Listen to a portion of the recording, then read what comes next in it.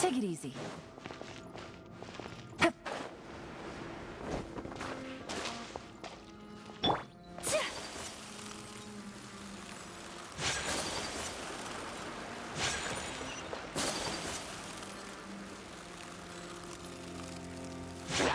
Shine down.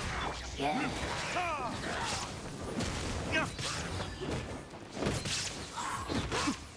Time for retribution!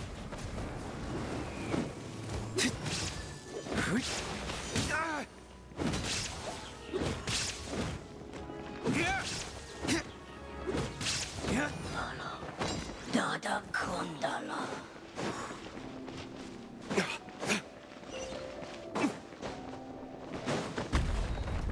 Watch it! The floor here isn't safe!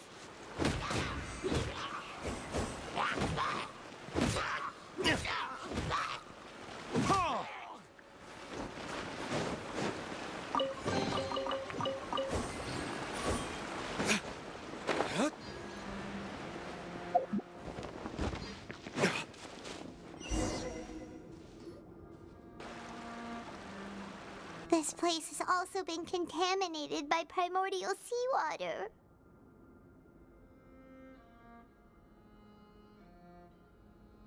Yeah. And a lot of it, too.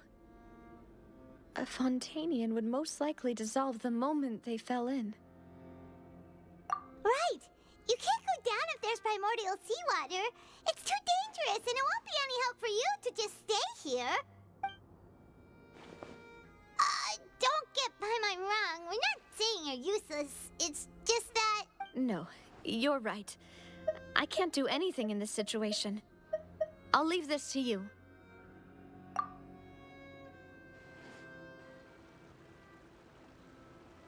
That complicates things. Maybe the only way left is forward.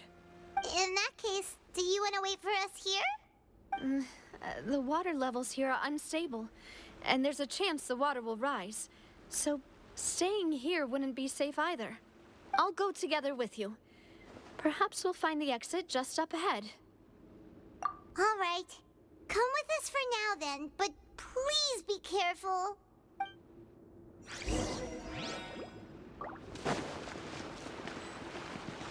Oh no, it's a dead end! Let's try climbing over from the side.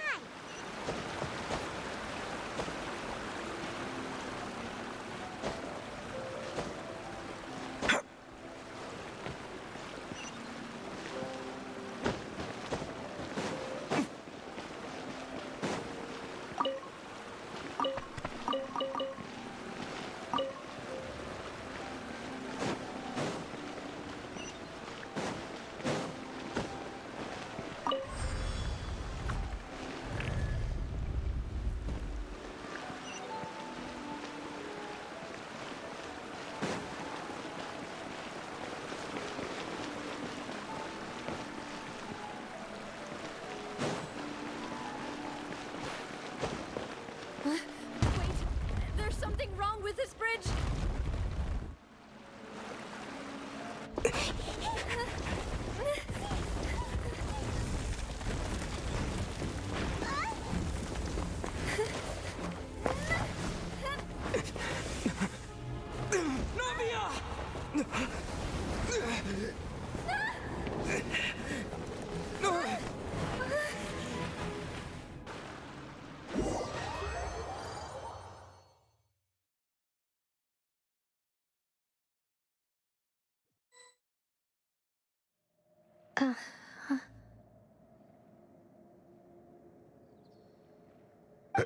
Demoiselle?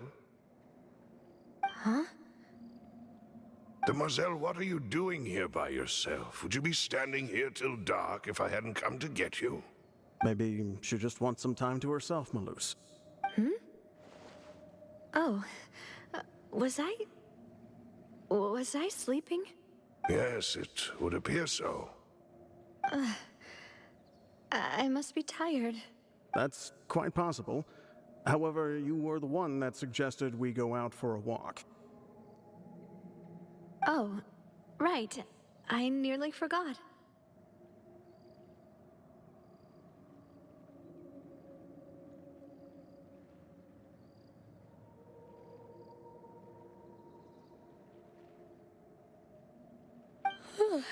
It must have slipped my mind when I dozed off.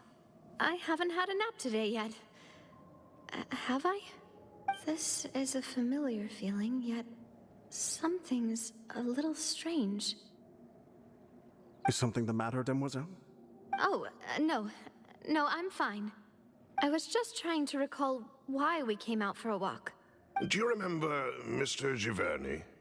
He'd requested our help before with foreign merchants who had a debt dispute with him, and we'd resolved the matter not long ago. We were headed to see how things were going with him at the moment. Ah, right. Yes. I remember now. Oh, Miss Navia. Ah, Mr. Malus. And Mr. Silver, too. It's good to see all of you. How have you been? I've been great. Thanks to your help, those bothersome merchants finally realized that I wasn't the one they were looking for. Why, I wasn't even the guarantor for that person. They were knocking at my door day and night. Even my neighbor, Obina, was getting fed up with them. Sometimes force is required to calm someone down and get them to listen to what you have to say. That's right. Oh, by the way, Burnett, what was it that you wanted to give to Miss Navia again? Oh, yes. One moment, I have it right here. Miss Navia, these are some flower seeds that I prepared. Please take them. They're a very good variety, and they'll become very big and beautiful once they bloom. I don't know what we would have done without your help, so this is a little token of our appreciation. I hope you won't refuse. Ah, did you cultivate them yourself? Thank you so much. I'll certainly take them. Balloos, we do still have some empty flower pots at home, right? Why, we can have as many pots as you'd like, Demoiselle. Perfect. In that case, we'll swap out some of the decorative plants for some of Mrs. Burnett's flowers. Very well. Wait. Something seems to be off here. Excuse me, madam. If I'm not mistaken, your name is Burnett, correct? That's right. Is something wrong? No, it's nothing. This is the first time we've ever met, but your name seemed familiar to me. I must have heard it when I was discussing things with your husband previously. I've heard this name before. Sometime recently, I'm sure of it. And why are there so few people around here? Where did everyone go? We must mind the time, Demoiselle. We still have important things to attend to today. We do? Like what? Well, now, did you forget? Miss Navia, here you are. I've been looking for you. Please, come to the Opera House. Your trial is about to begin. My trial? Wait, why would I need to go to the Opera House? Yes, she's right, Demoiselle. It's just about time now, so we should get going. Oh? All right then.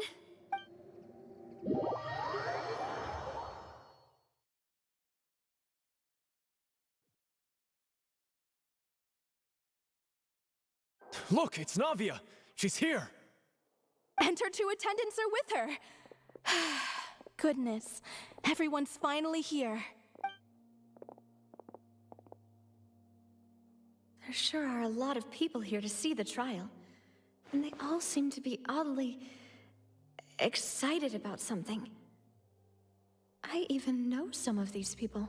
Karina, Desiree, Joyville, Jolien, Essen.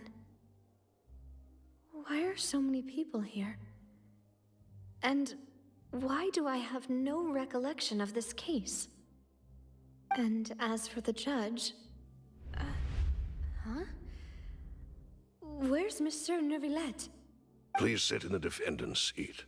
Don't worry, Silver and I shall accompany you. All right. But are you sure you can stand behind me? Typically, it wouldn't be allowed, but today is an exception.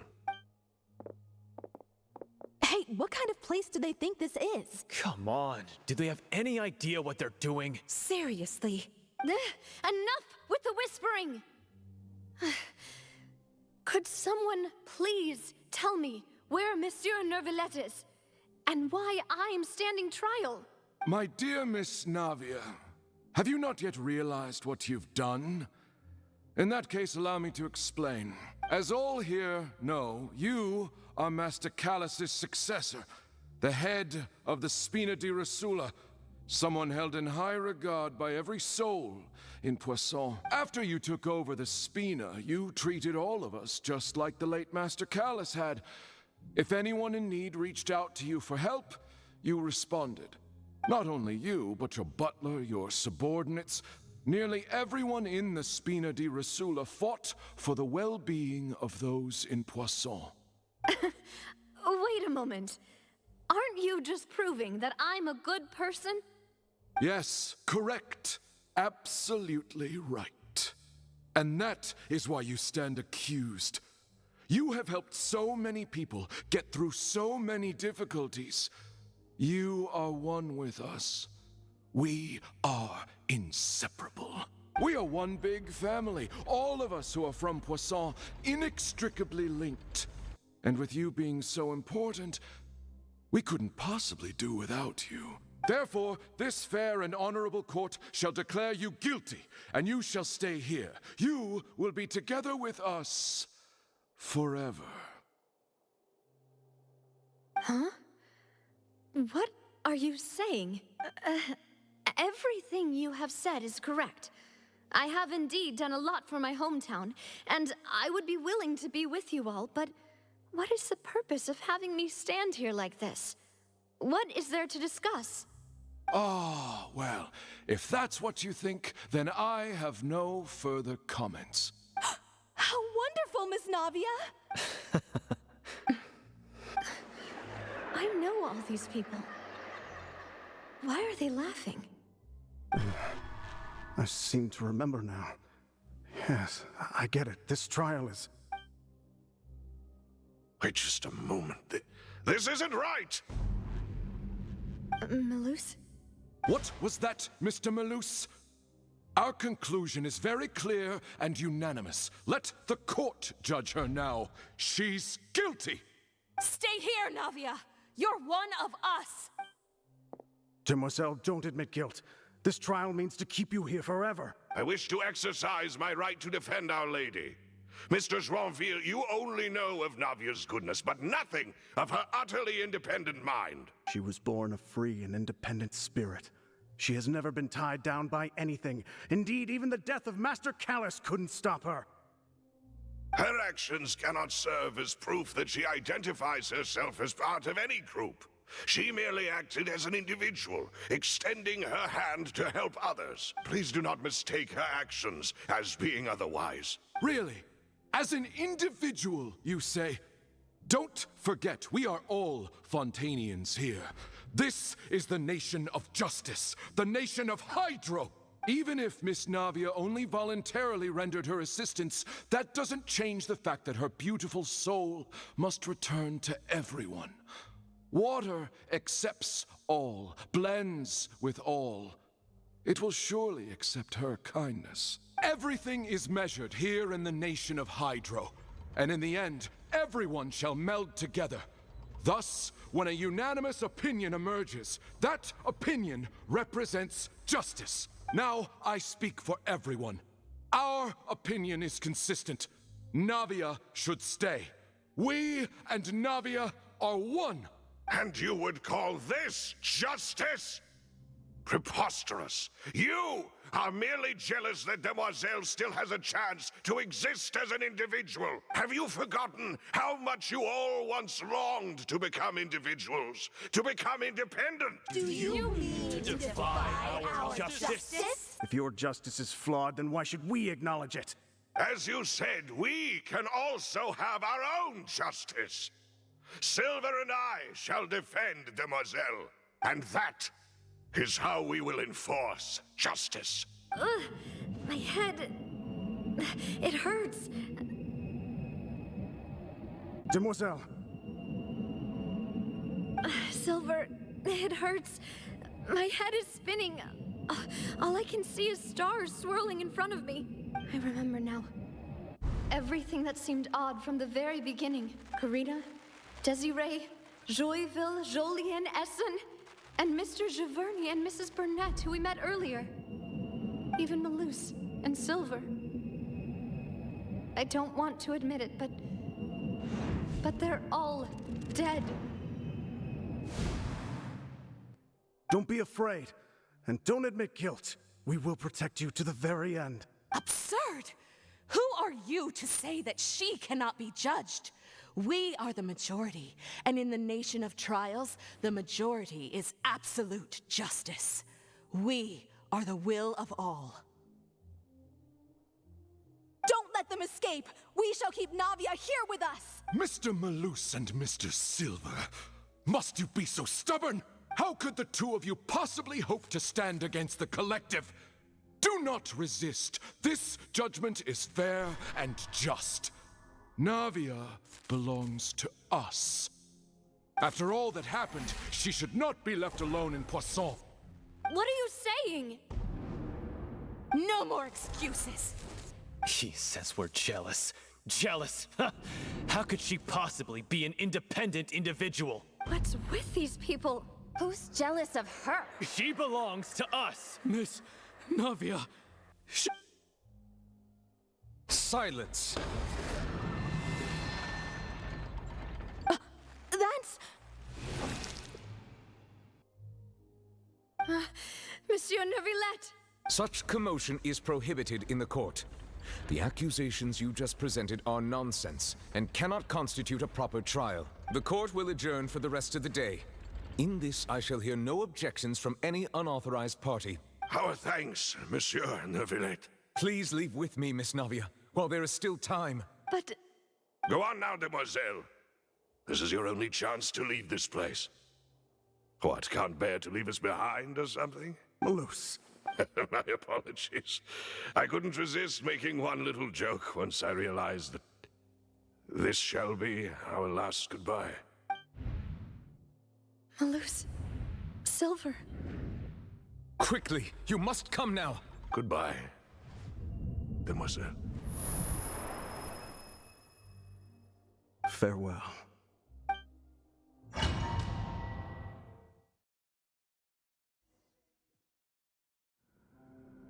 No, wait! Just a second! Navia? You're awake. Good. I must have been dreaming.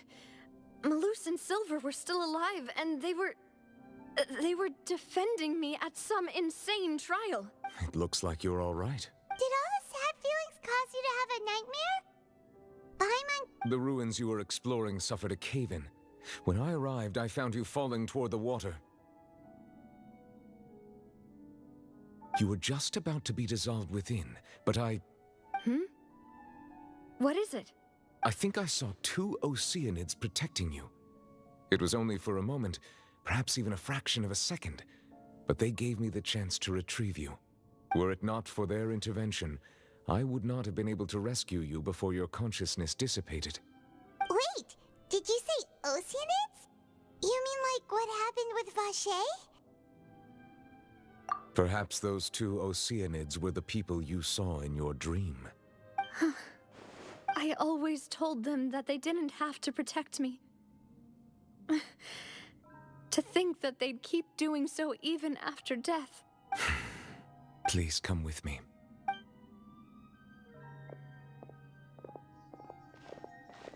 Neverlet, are you okay? Oh, I am quite all right. Perhaps there's something we could chat about?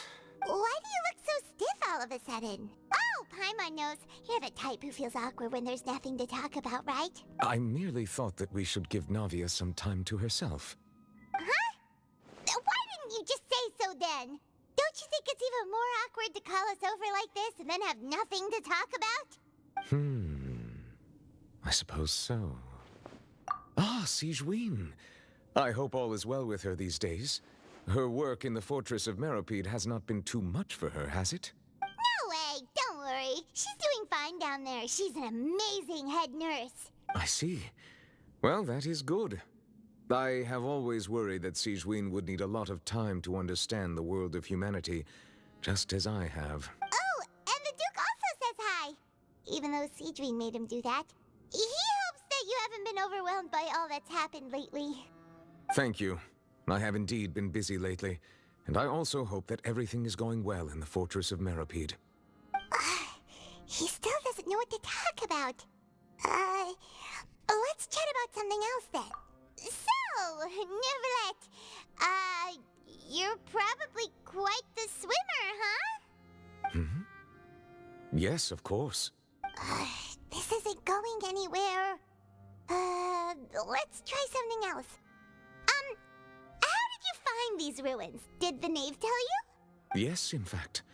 I had arranged to meet you in Poisson, but when I arrived, I discovered that the Fatui were helping the residents evacuate. They had even transported a large quantity of supplies to the area.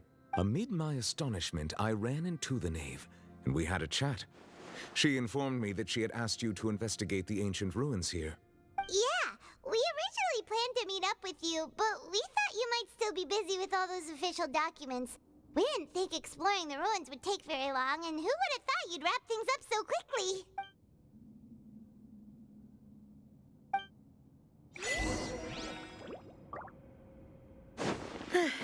I'm sorry to have kept you all waiting like that.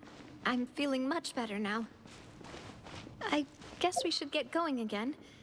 Will you come with us, Monsieur Neuvillette? Yes, if you wouldn't mind my company.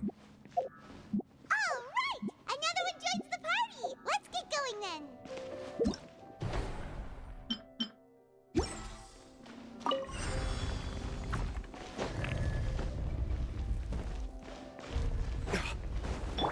There is no escape!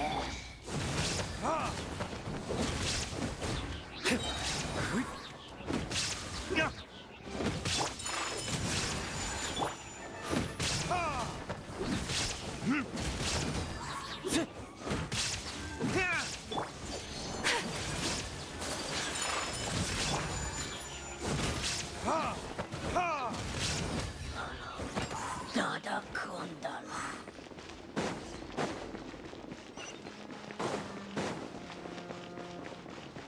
Oh no!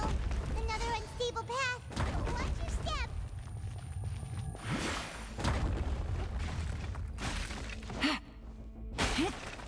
Yeah.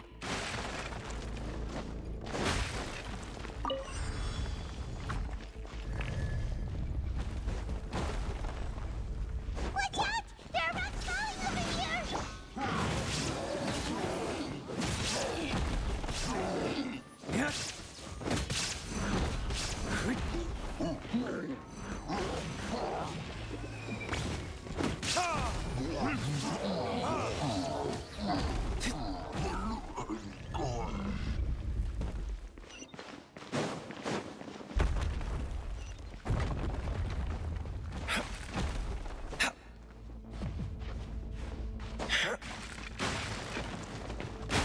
It seems we're almost at the top. Keep it up!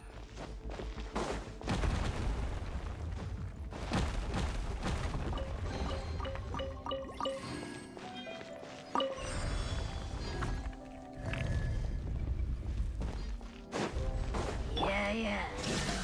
You can.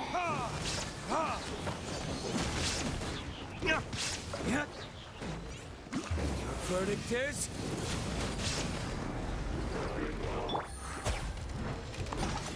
Yeah.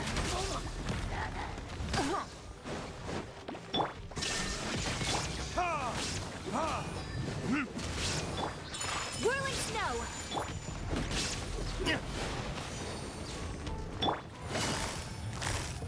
Quietly now.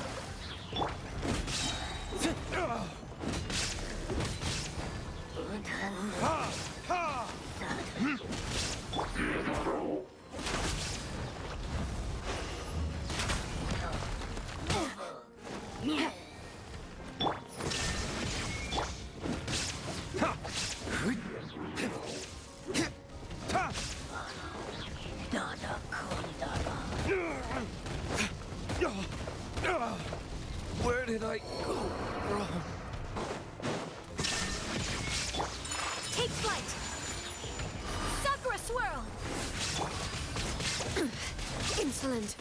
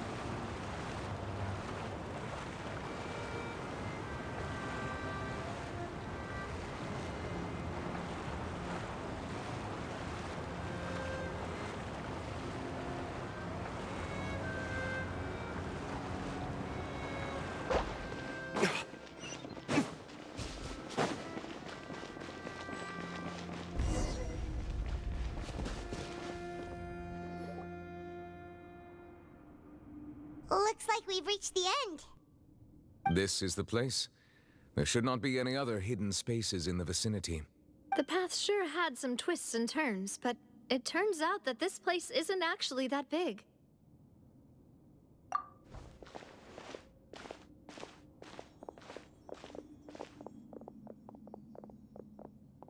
Stone slates. It seems like they were put here as an offering. Could we take them down and have a look? Perhaps we should just leave them be for now. There are 4 locations in total, but only 3 stone slates. The slate that should be in the first empty spot is missing. The surrounding walls also show signs of damage. There's something written below. Let Paimon see. Reason dictates that this nation be destroyed. I shall record the history of its future here in its past. Say what? It feels like someone left these slates and these words here for a purpose. But does he mean that Fontaine should be destroyed? That would fit the circumstances dictated by the prophecy, yes. Indeed, the slate's contents correspond to it. Take the second slate, for example.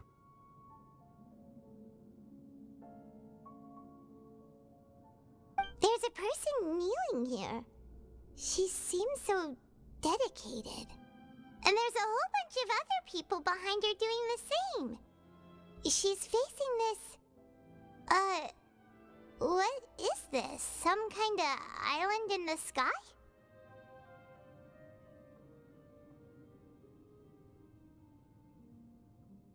And is that Lady Farina in the third image?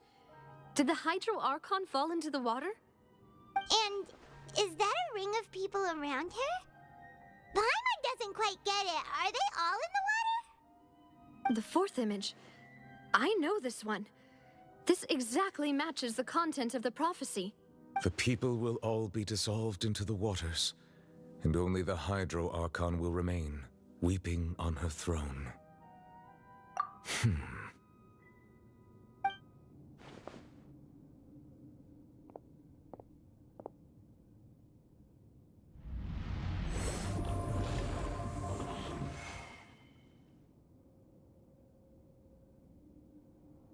More information should be hidden in these slates, but I fear I cannot easily uncover it, most likely due to us missing the first slate. I am very sorry. Don't blame yourself, Monsieur Neuvillette. Deciphering ancient stone slates isn't one of your duties. Ooh, Paimon's getting the chills just looking at these slates. This says that it's the history of the future, right? That means the prophecy's sure to come true. I really hope it doesn't mean that. Still, Paimon feels like these images are kind of weird when you look at them together.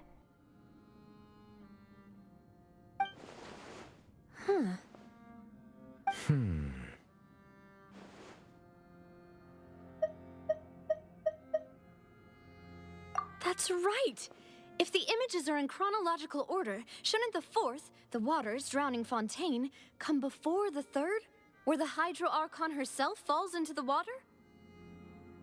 And yet the order is reversed here.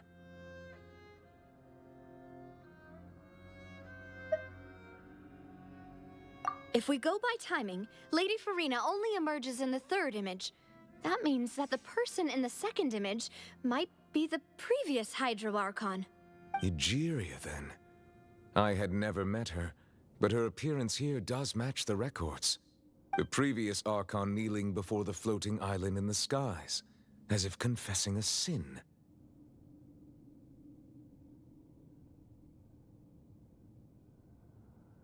Did she herself commit that sin? And if not, why would she be in such a posture? Also, I'm still wondering why these ancient stone slates are here at all.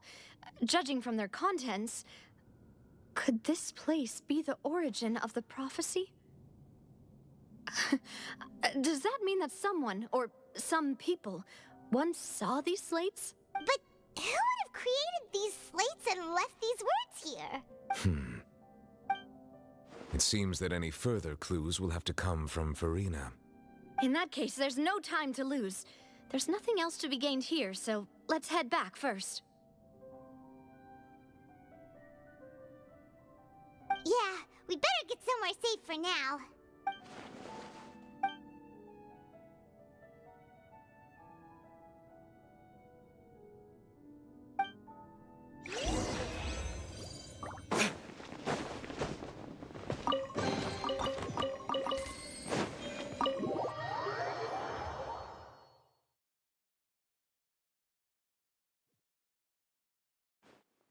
Let's split up here.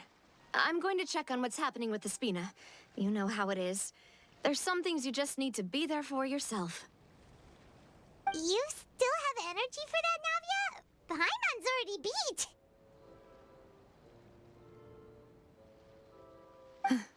Just head back to the Fleuve Cendre and have a rest then. Thanks for keeping me company all this time. I'll depart as well. Thanks for your hard work today. Rest well, everyone. Traveler, I will go talk to Farina tomorrow morning to ask about the stone slates. I'm sure that you're concerned about this matter as well. If you have time, drop by my office. I will share the results of our discussion with you. Are you really gonna talk to her about this directly? Will that be a problem? Paimon's getting a little scared now that it's come to this. She has long been harboring secrets and will not give them up easily, which makes it all the more my duty to ensure that she understands the present situation. Alright, we'll leave it in your hands then. You're probably the best person to talk to her anyway. I will be carefully considering my words tonight. Traveler, Paimon, our safe house at the Fleuve Cendre is always open to you as ever, so please don't think you're an imposition. All right, I'll be on my way then.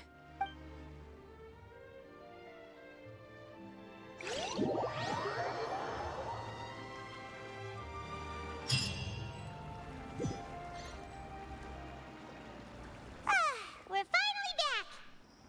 Welcome back. We've got a special menu prepared for you two tonight. Yay! And there's good food too! Navi, no, the boss is the best. Ooh, desserts! Nice! These are all Paimon's! Paimon's already starting to forget what happened today.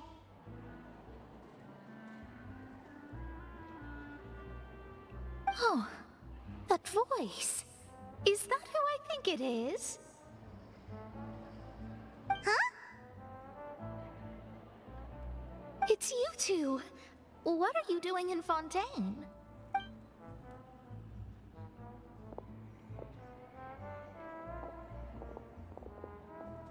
Mona?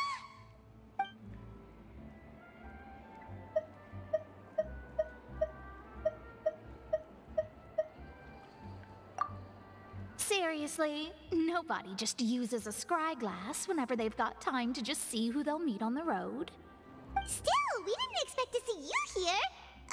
Wait, you're not a Fontanian, are you, Mona? Well, I have some business to attend to here, so I booked a hotel in the city. I was just out for a stroll when I bumped into you. Quite unexpectedly, if I might add. Why did you think I was from Fontaine, though? Is that because Magistus doesn't sound much like a Mondstadter surname? Yeah, let's go with that.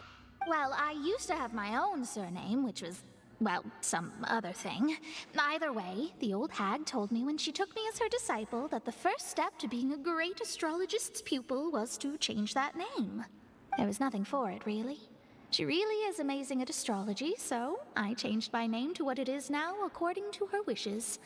To my surprise, however, Magistus is not the name of some ancient house or clan.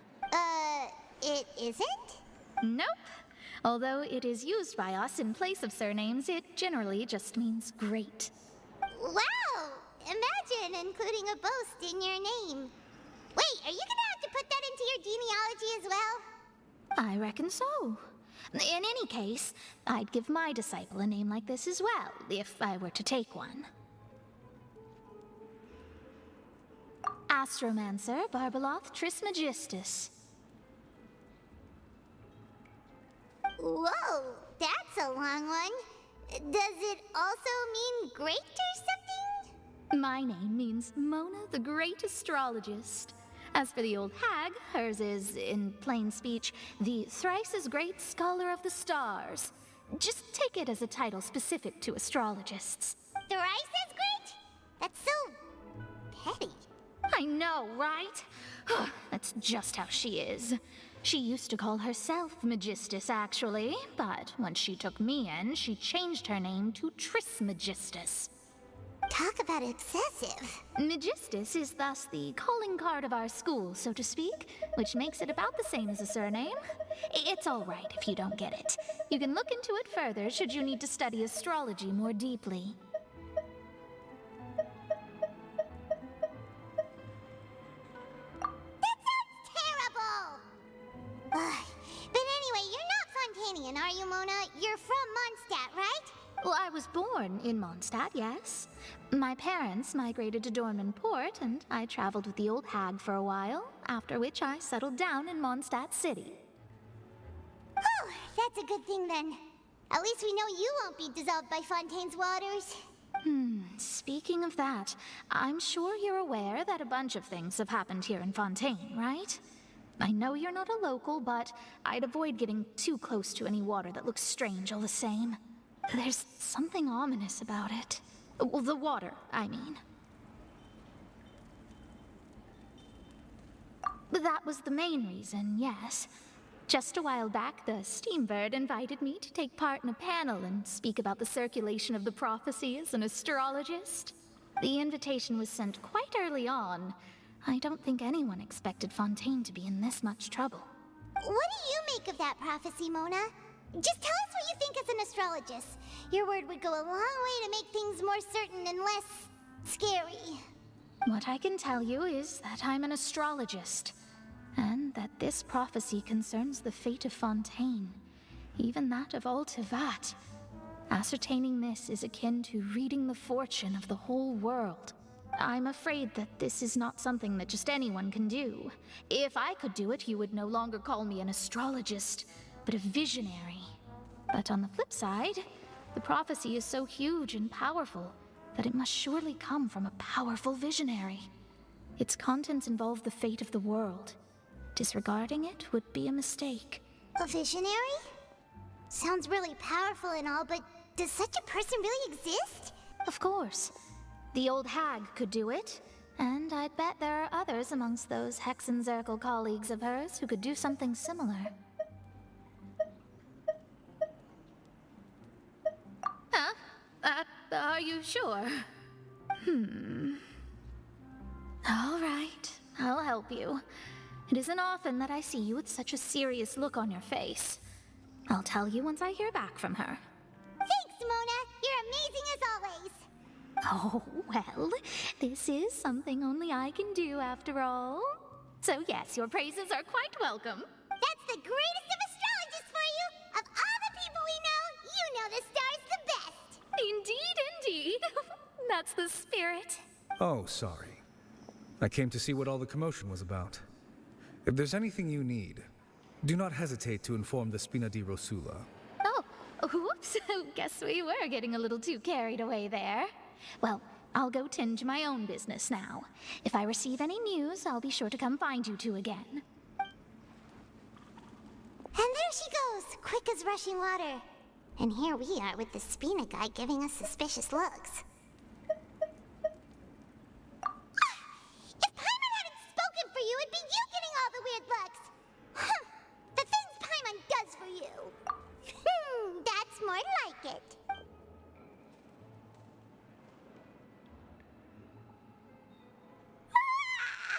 Good morning. To be honest, Paimon's still feeling kind of sleepy. But it's time to get up, traveler. We agreed to go see Neuvillette, so let's pack it up and get going.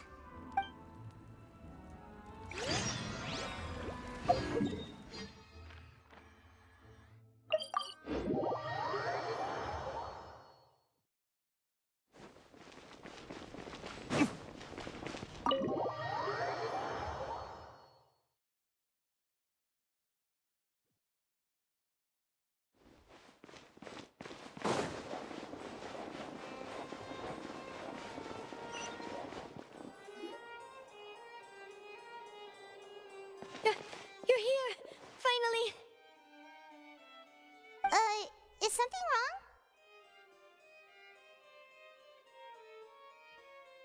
Monsieur Neuvillette and Lady Farina, they seem to have gotten into a dispute. Please go see for yourself.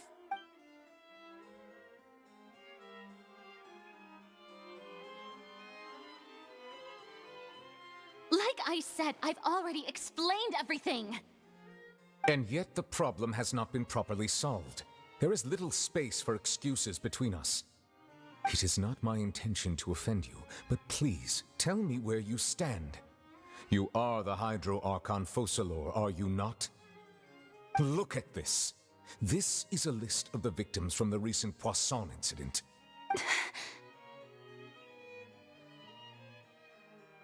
You mean... they're all... We did not arrive in time to avert this disaster, and I will not have it happen again. I will say this once more. You must tell me everything you know. Yesterday, I found 3 stone slates in some ancient ruins near Poisson. Do you know anything about those? Seriously? You're questioning me like this is a court case now. I don't know anything about that. But you found them in some ancient ruins, you say? That's correct, which is why I came to ask you some questions. There should have been 4 slates, but one of them was missing. The other 3 feature different images that seem to correlate to the prophecy. The prophecy? The second of these slates depicts the previous Hydro Archon Egeria kneeling before a floating island in the sky, as if confessing something. Do you know nothing of this either? I don't.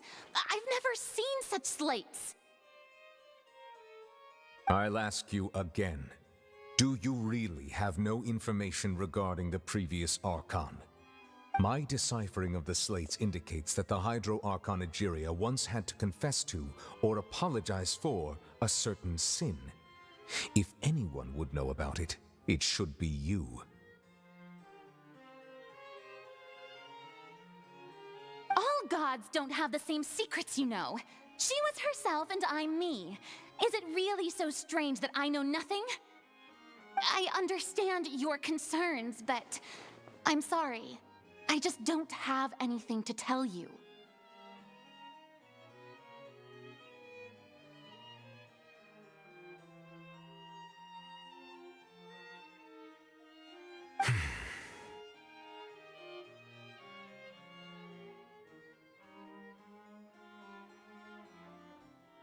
Forgive me for saying this now, Lady Farina, but I have long known of your various secret investigations into certain matters.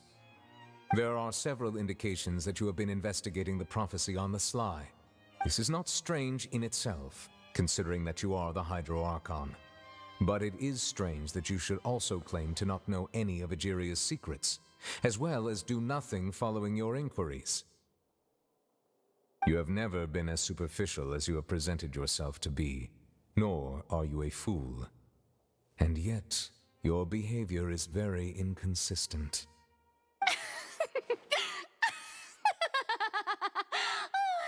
So you've been watching me all this time, have you? I didn't think you were that type. You... Well, since you know about my secret investigations, then you should know I'm actually working to take care of it. There's no point questioning or suspecting me. You're the Eudix, but you're still my subordinate. You should be following my lead. Just trust in me. You're Archon, and do as I say. Never mind whether you can truly convince yourself to or not. It'll all turn out fine. That's all I have to say. We do not discuss this matter again. Oh, the opera's about to start. Toodles!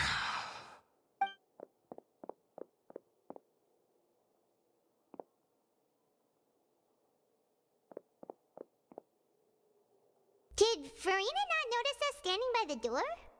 Wonder what's up with her. She was smiling. Huh. She didn't seem in the mood to care if we were listening in or not. I assume you've been outside for a while now? Oh! You noticed! Seems Farina didn't even realize we were here. She was in a great panic, though I cannot discern the reason. Our discussion reached impasses time and again, a state of affairs that we cannot allow to continue. Still, I do not understand. Dialogue is the basis for understanding, so why did she keep refusing to engage?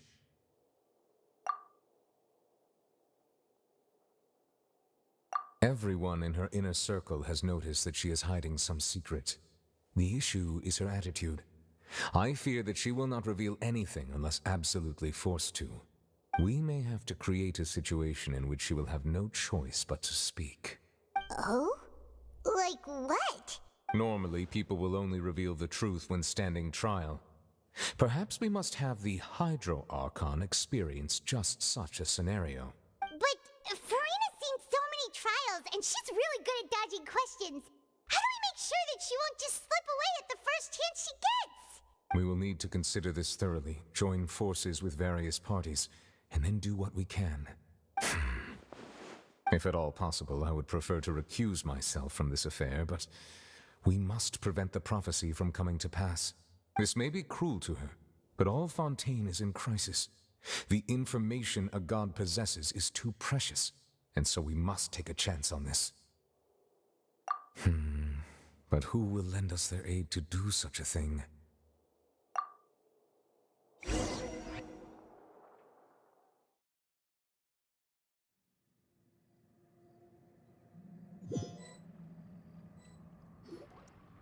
Well, that's everyone, huh? Speaking of which, it was pretty smart of you to think of hiding here. Poisson was just involved in a disaster, so it's presently devoid of people. That naturally makes it the best choice.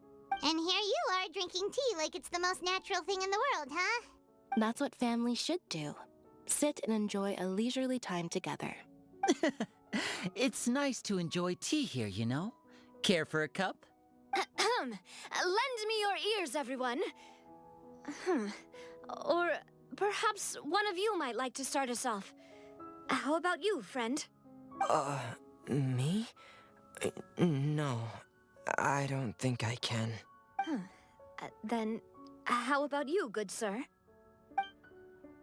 I fear that I will cause the mood on this boat to become as somber as it is in court. Well then, I guess we're lucky we've got a local like me to organize things. Wonderful, the spotlight at last. I guess I'll be facilitating things from here. That was a little long-winded, don't you think? Oh, you might be right. Anyway, to cut to the chase, our friend here, the Traveler, has brought us together to discuss something. As for what that is, well, let's start by saying that we'll be pooling our efforts together to create a series of traps. Oh, how intriguing. Well, it's just an expression, really. One that I just learned from Chlorand, and used on the spot. So, let's invite her to explain in detail. A round of applause, please. Huh? Didn't you say that you would be facilitating this? Oh, come now. Your work doesn't involve much public speaking, right? This is a good chance to practice. You might even pick up some fancy oratory tricks to impress your boss with in the future. I see. And what does my boss say? He is glad that you consider him your boss. Do go on.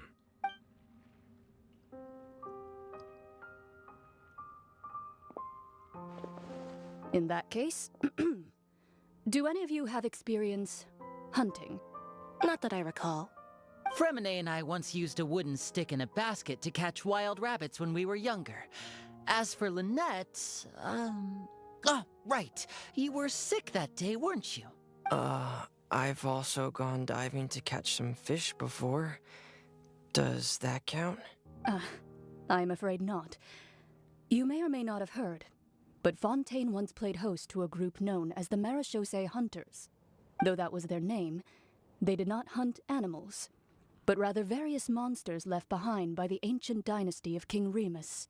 Today, Fontaine's monster population has already thinned greatly, so the hunters have blended back into society, taking up arms in other lines of work.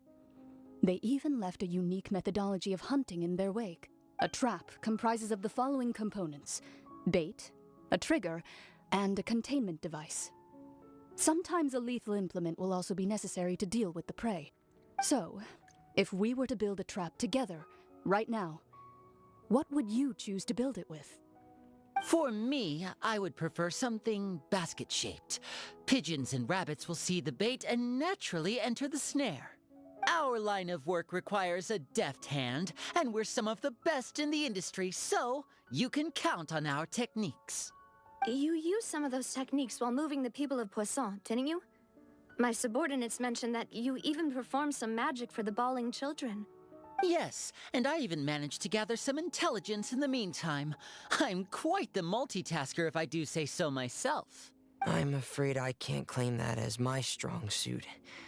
I prefer more stable methods, like placing bait in the water and waiting for the fish to come within reach.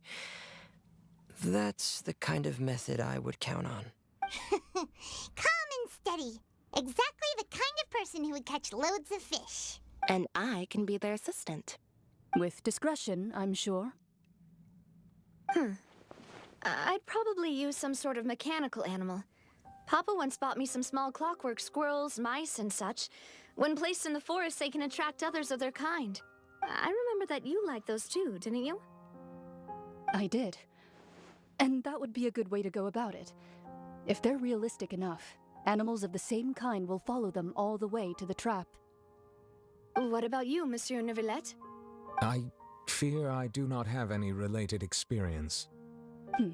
That makes sense. You usually solve problems directly, without the use of any such tricks. But I do have one more question for you, Monsieur.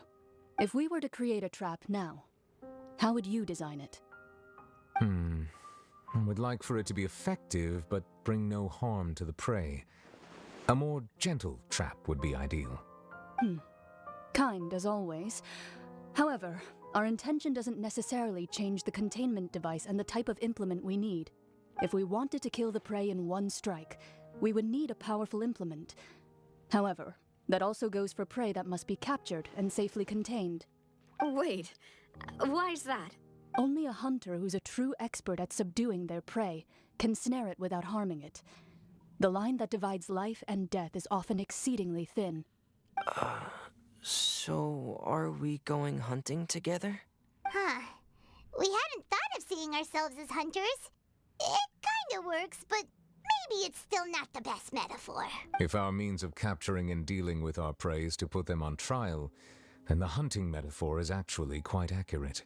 But we shall require much more courage than any hunter to judge a god, a being whose seat is an exalted throne.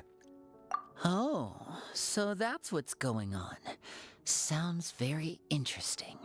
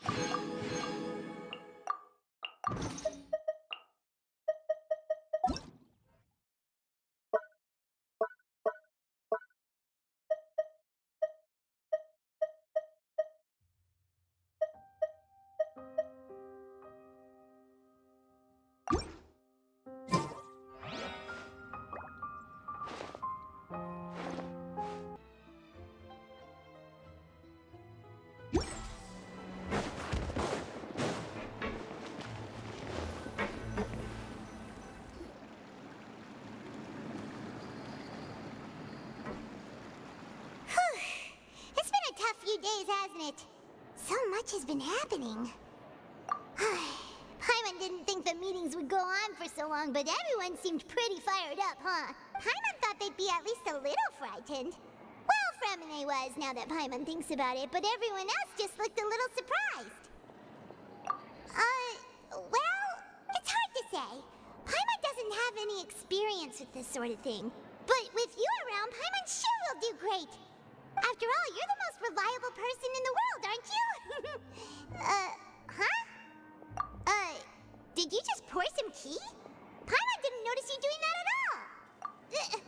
Then what's that? Paimon's never seen that cup before. Don't be frightened. I'm just joining you two for tea.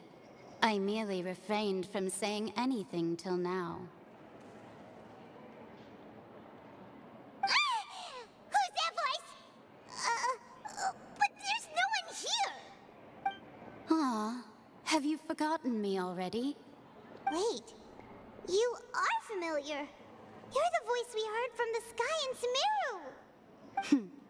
The voice from the sky, I fear that description is wrong. Though, not completely wrong. You're feeling lost now, just as you were feeling previously. I sensed that confusion and thus came to you. Guiding people is an irresistible hobby of mine, after all.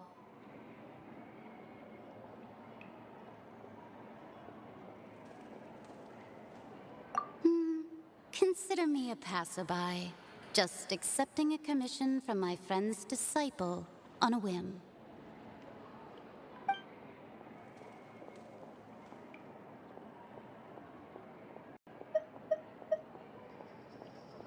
The prophecy.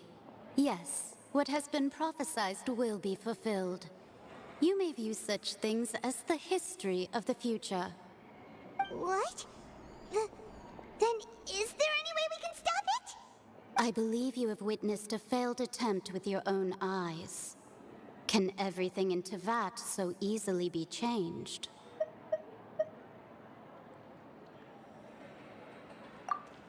Ah, so you've caught on. Just as prophecies are usually only the future as seen from the perspectives of the gods, could things be happening in hidden corners where the gods' gaze does not fall? Are the things that you shall see different from the fate that the gods perceive? What is she talking about? It all sounds really impressive and important and stuff, but it also sounds kind of scary.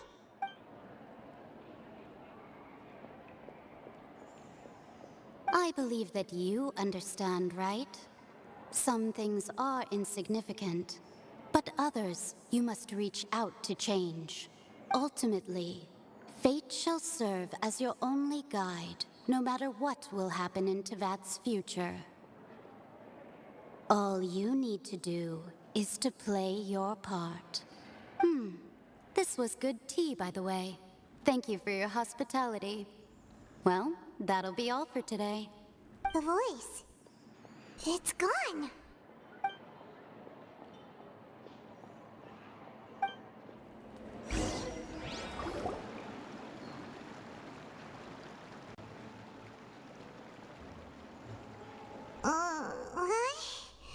I want to hear someone talking. All right, coming. Hey, it's you who's getting lazy, okay? Well, I see I've walked in on some lively banter. Fine, just fine. I went to take part in that Steambird panel. It turned out to be more interesting than I expected. Not all Fontanians are pessimistic about this. One journalist mentioned that sitting around and waiting for the end to come would be wrong, and that they should make their own rescue preparations. I agreed, so we had a brief chat with her. Did she have pink hair by any chance? Why, yes, it was Charlotte. I assume you've heard of her, no? That daredevil journalist? I'm in full support of her view. Prophecies are very important, but how can people allow their lives to be commandeered by just a few words? That's right! Paimon's glad to hear something sensible for once. Ah, yes. About what we had discussed before. I did try, but I'm afraid I couldn't reach the old hag. I'll try again tonight, but I wouldn't get your hopes up. Huh?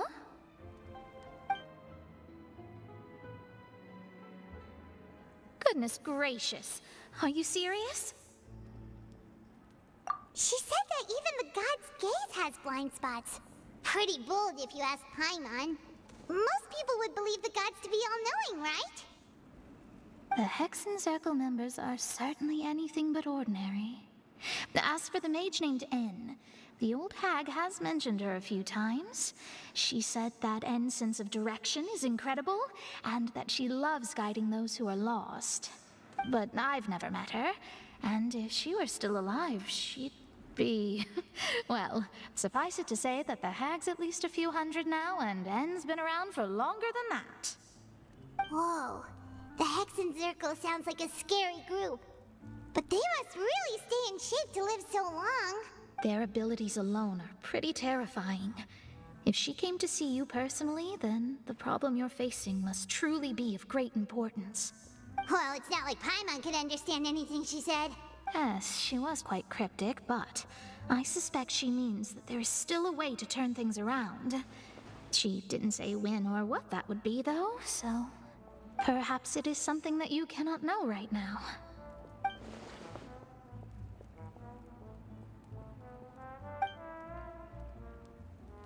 Traveler, Paimon, are you two all right? Oh, we're fine. We're just a little down right now. It kind of feels like the end is coming, you know? I see. I feel that same sense of desperation, too. I guess you could consider me someone who has often witnessed fate. So far as I have seen, it cannot be swayed. But even so, I still hope for, and believe in, miracles. Astrology is eternal and rational, but fate may not be. Perhaps that's what En was trying to tell you. Not to lose heart, and to believe that what you are seeing playing out before you is not yet set in stone. I did originally think of steering clear of all this, but I couldn't. Even if this is all futile, I still wish to help everyone. If we don't struggle to the last, then how can we face the end when it comes? Huh. You do have a point. There I go, talking about astrological principles again. Sorry about that. The moment I start talking about work-related stuff... I need to get going. It was worth trying to comfort you, even if only a little. I believe that you'll help those who are struggling in the same way I did. I suppose that might be why we always seem to meet by coincidence. Paimon feels kind of moved by what Mona said, but also kind of sad, too. Hey, Traveler. Paimon suddenly feels like going outside for a walk. Let's go. Let's walk around the city, shall we? There's a few spots we always like to walk by.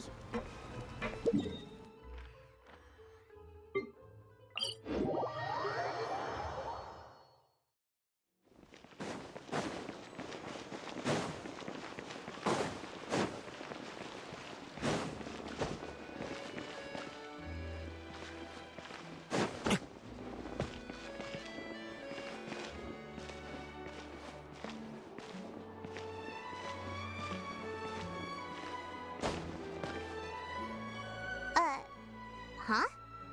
Our names are written in this newspaper. What's going on? Let Paimon see! The underwater stronghold, the Fortress of Meripede, has continued in its noble autonomy. But that does not mean that others cannot interact with it. My recent attempts to enter the fortress bore little fruit. Huh.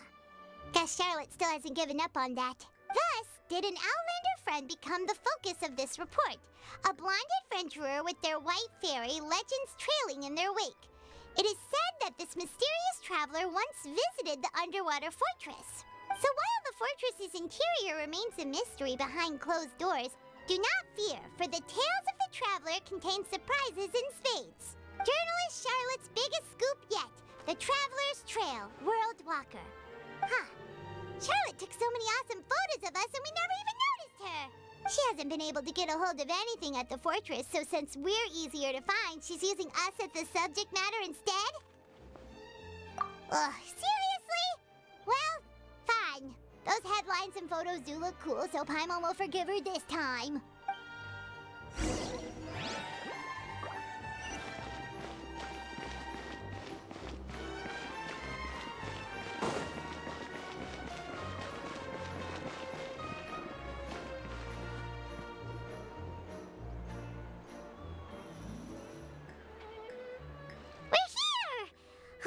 Paimon's hungry. Should we go in and get something to eat?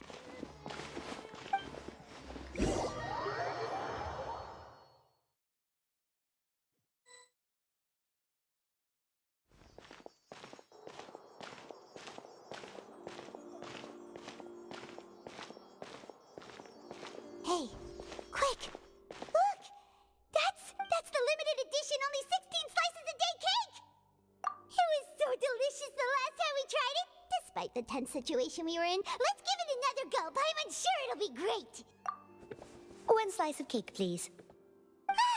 Someone showed up after all.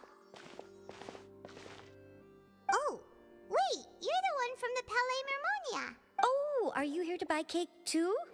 It seems Monsieur Nervalette was right. You really can eat. Wait, did he really say something like that? That's right. Even he has his own preferences when it comes to food. As for me, I love the cake and coffee here. Do you come here often? Usually every day. Every day? It's part of my daily schedule, apart from work. I shall have my cake and coffee. Then what if someone told you one day that this place would be closing soon, and you wouldn't get to eat cake here anymore? What would you think? But why would it close? Well, Paimon doesn't know either, but maybe the waters will rise tomorrow. You know, like in the prophecy. Oh, the prophecy. To be honest, I haven't paid much attention to that. No. Still, even if there'd be no more cake tomorrow, that wouldn't keep me from having some today. No. It's the same for eating in general. You might not be able to eat tomorrow, but if you can do so today, then you should carry on. That's what people call living, you know.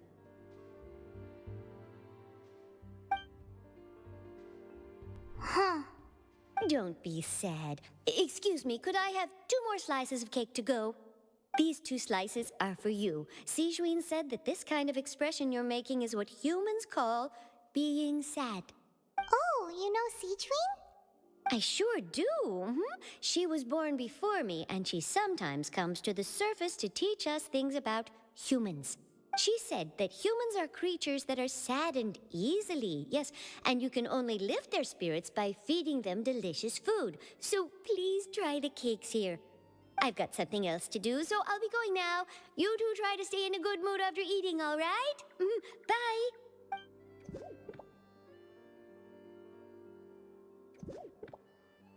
And there she goes. All right, let's dig in. Paimon's sure this cake will be delicious. It's more delicious than last time, and the flavor gets even better with a sip of tea. It sure would be nice if we could come again tomorrow. Sure would be nice if we could always eat delicious food here.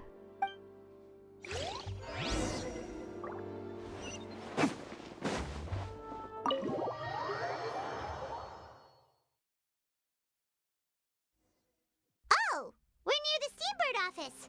Let's go look for Charlotte and have a chat.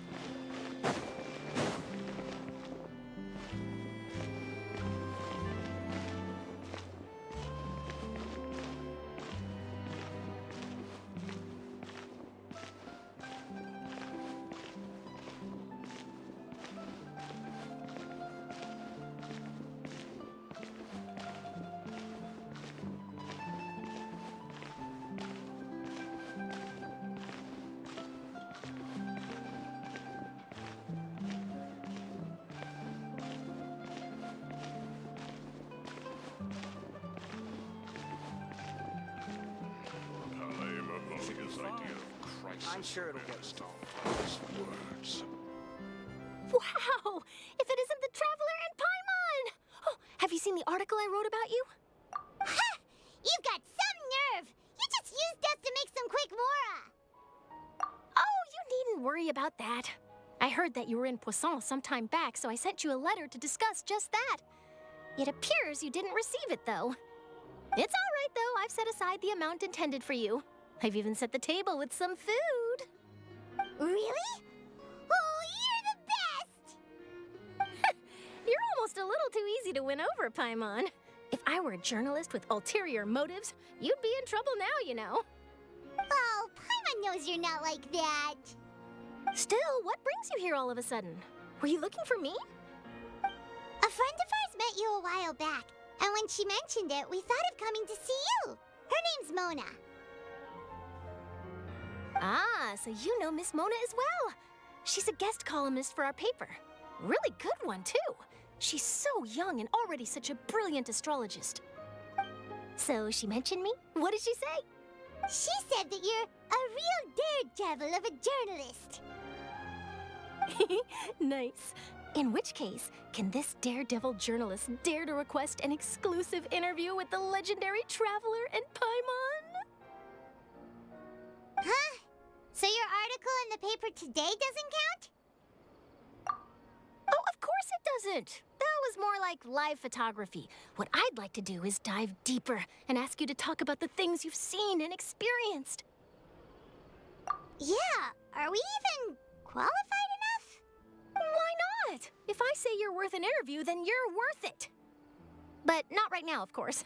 I'll need a few days to prepare. Oh, in that case, we'll just chat when you have the time then? Oh, so that's a yes? Ooh, splendid! I'll tell the editor-in-chief immediately. I'll have to apply for lighting, a venue, some props, and... Whew, so much to get done now. Talk to you later. Wait, Charlotte, Paimon's still got a question for you. And what's that? If, just for example, Fontaine were to be flooded tomorrow, what would you do today? Huh, that's the prophecy you're talking about, isn't it? I mean, I do hear about it often, but I've never once thought that the day could be tomorrow. If you're seriously asking, then I might try and think of a way to leave Fontaine. Oh, but I'm still a journalist first and foremost. That means I have a duty to be reporting from the scene. And secondly, I wouldn't forsake my homeland that easily. From what I've seen, most people don't know what they'd do should the worst come to pass. In truth, it might be better just to behave like normal rather than worry over such an end. So in all likelihood, I'd probably still be prepping at the office for that interview of ours. I know what you're thinking. That sounds a bit sad, but I've always believed that it's best to do what you enjoy. Just think about it. If this nation really were to be suddenly destroyed tomorrow, but I still successfully finish an exclusive interview with a truly unique person, then the story I would wind up writing would truly be timeless. And then do you know what I'd do? Well, I'd write that story, send it for printing, and use messenger pigeons to get copies out to the various nations as soon as possible. I'm not a dreamer, nor am I a workaholic, but I do love my job, and I'd be proud of leaving such an article behind. I guess you could say that I was born to be a journalist. But anyway, that's my answer. And on that note, I'll get back to my preparations. That's so nice. All of a sudden, Paimon actually kinda envies her. Anyway, let's go and take a look at the sea, shall we?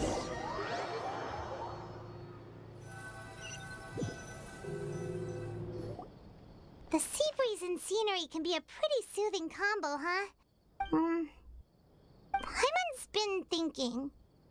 If it wasn't Fontaine, but all of Tevat that would be destroyed tomorrow, where would we go and what would we do? No, Paimon should ask, if you could choose, what would you like to do?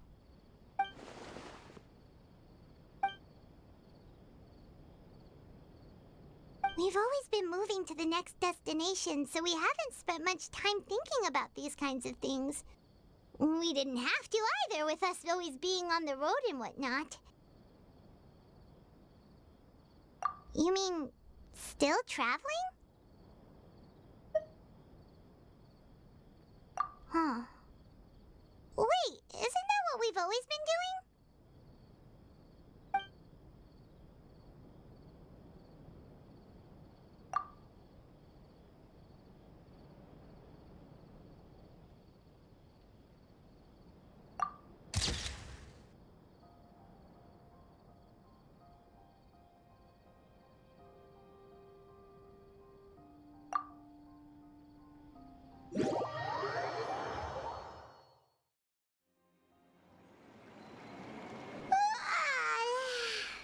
sounds like you'll grow mold if you stay here long enough.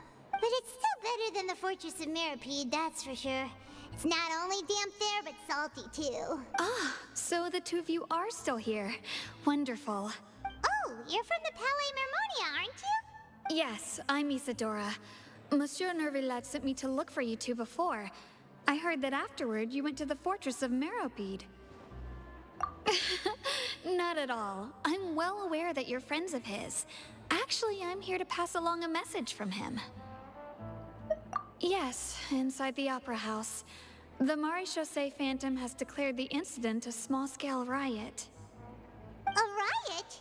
Well, that said, I don't personally think it was that serious. Lady Farina was watching a performance at the Opera House, and while she was resting during an intermission, some other audience members suddenly started harassing her, loudly accusing her of doing nothing about the prophecy crisis. And before she could respond, others started to join in. The crowd continued to grow, and protests against the Hydro Archon started to break out. So people have started to put the blame on Farina. Guess they finally found an outlet for the pressure they've been under due to the prophecy. I agree. People will naturally rely on gods, as is customary. But the moment people feel threatened, gods are also the first to be blamed. So what happened after that? Is Farina okay? Seeing that the situation was spiraling out of control and that further argument was pointless, she claimed that she'd gotten tired of this and left in a hurry. The Maréchaussée Phantom had their hands full maintaining order and did not catch where Lady Farina had gone. Only when things had stabilized did we realize that she had gone missing.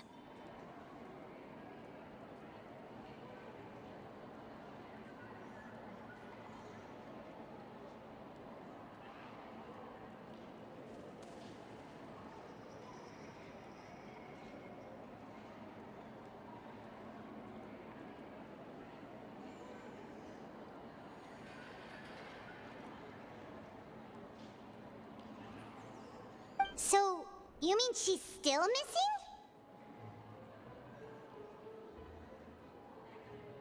That's right. The Maréchaussée has dispatched many people to search for her, but we don't have any leads yet.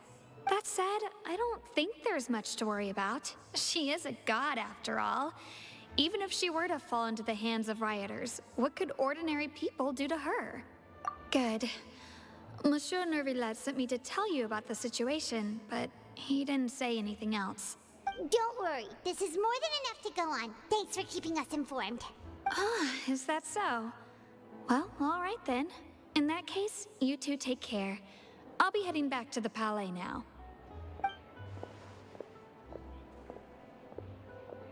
Well, sounds like we should hurry over to Poisson then.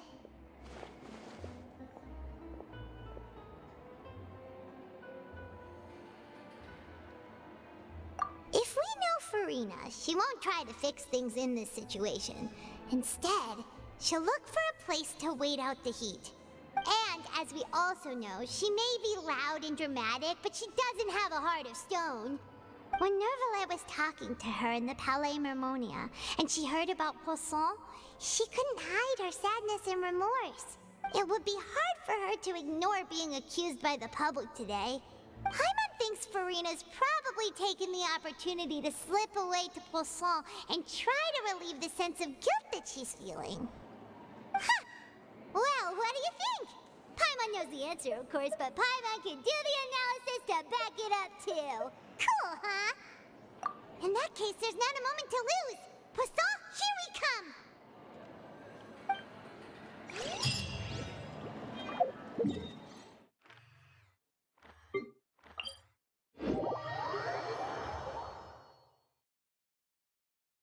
This place looks deserted. Guess all the survivors must have evacuated already. All that's left here are signs of devastation. Could Farina really be here? Let's try to find her as soon as possible.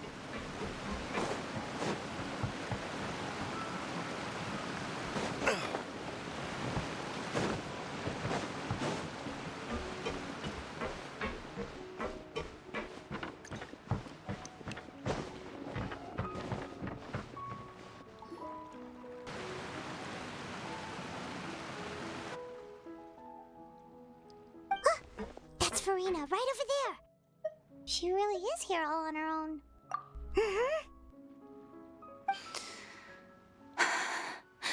Should I just give up? This is all meaningless. What was meant to happen did happen after all. Everyone's dead. I'm sorry. I am so sorry. Give up, Farina. There's no point in holding out.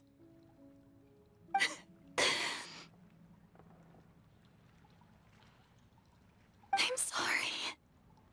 But what can I even do other than to repeat meaningless apologies over and over?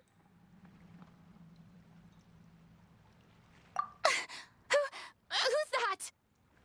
Don't worry, Farina. It's just us. So it is you, blonde traveler from another land. Why, I almost thought you were someone from that mob of my ignorant subjects, come to kneel and beg for my forgiveness. Farina, you were crying just now, weren't you? The tear stains on your face are obvious. What do you mean, tear stains? Oh, I remember. The show at the Opera House earlier this morning was so moving. I'm still trying to process it. Who did that uncivilized rabble think they were, disturbing my enjoyment of the arts? They even dare to tout their Archon. I must teach them a lesson. I can just imagine their twisted and frustrated faces once they realize that I'm nowhere to be found. Oh, and I'm sure Nouvellette and those people from the Maréchal Phantom are freaking out right next to them, too.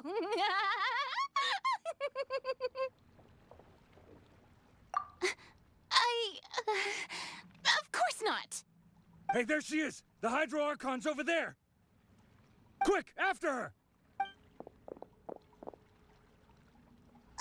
Farina, those people seem to be after you. They are? They're just some rabid fans who want to cut the line because they haven't been able to meet me in person, aren't they? That's against the rules. I can't let them get their way. Farina just ran off! Quick, we have to catch up with her!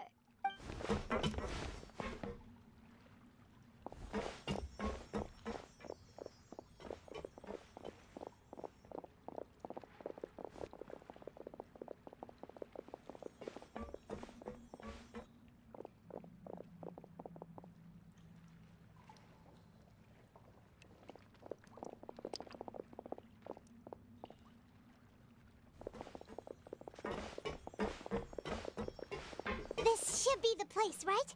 Hey, Farina! There's a good hiding spot over here. Quick, come to Paimon before the rest of them catch up to you. What is this place? Hurry, they're almost here. Fine. I suppose haste is warranted. Lead the way.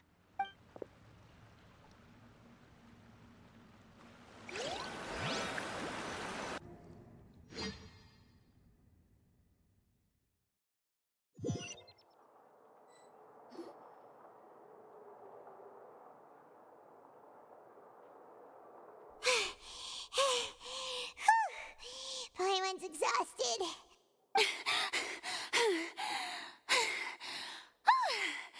I'm so tired.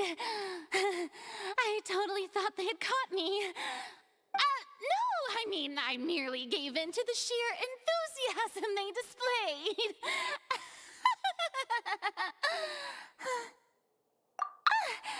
You're right. Yep, that's a good girl.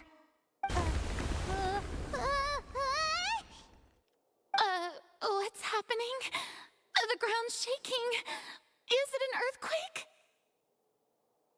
Yeah, a quake of this kind preceded the flooding in Poisson, didn't it? It can't be. It's happening again. Well, there's no need to worry too much about that. Neuvillette made some emergency plans, so the evacuation should go a lot smoother this time. Yeah, I hope you're right. But the people of Poisson, they've already...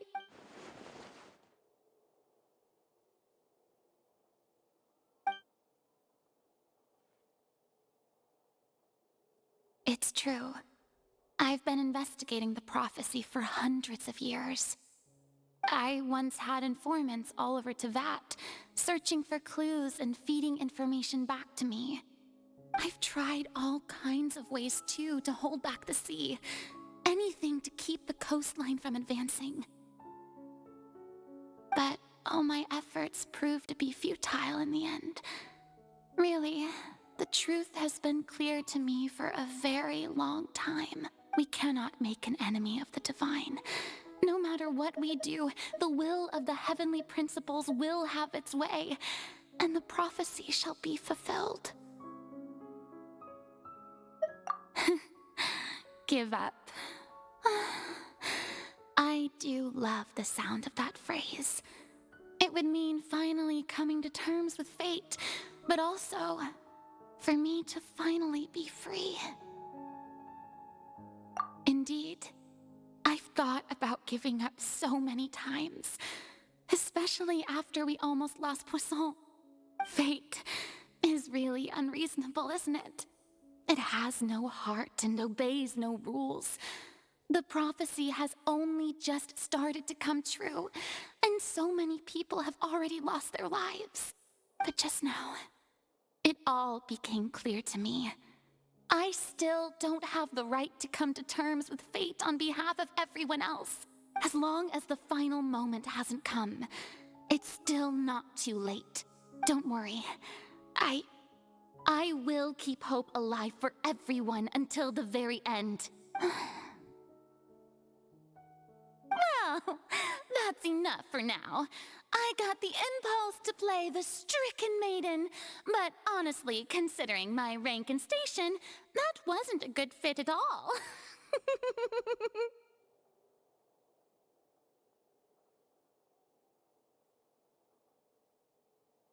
Don't take any of what I just said seriously. How could I possibly let Fontaine fall to the whims of trivial prophecy? Come on! Paimon could have sworn you were actually being honest just now.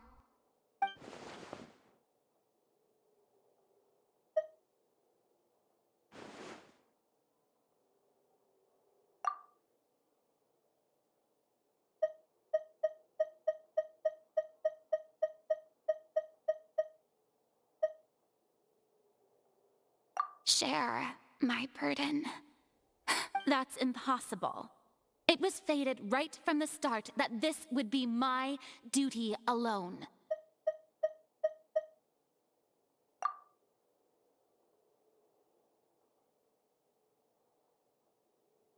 A witness. Yes, I've heard that you came to Tevat from beyond the stars, yes. In other words, you never belonged here. And if Tevat is, in its entirety, a show on a stage, then you're just a spectator, aren't you? If that's the case...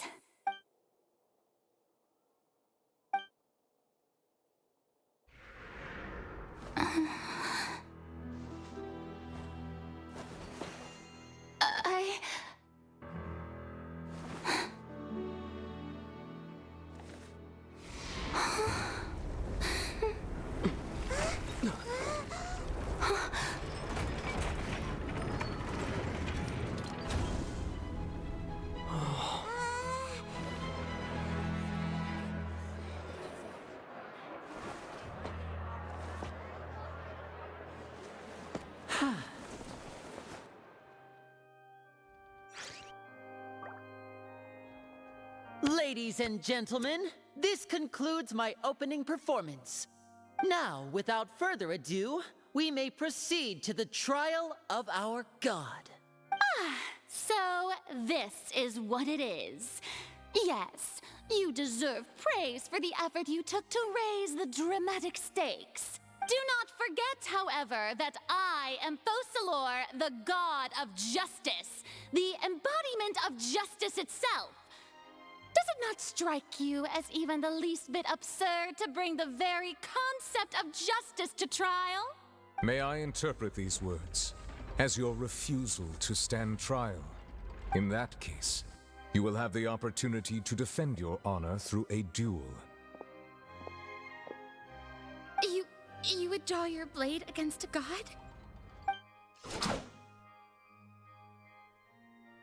I see. It seems like you have made up your mind.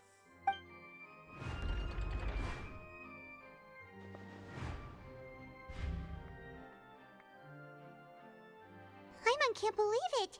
She just surrendered. What the heck is going on?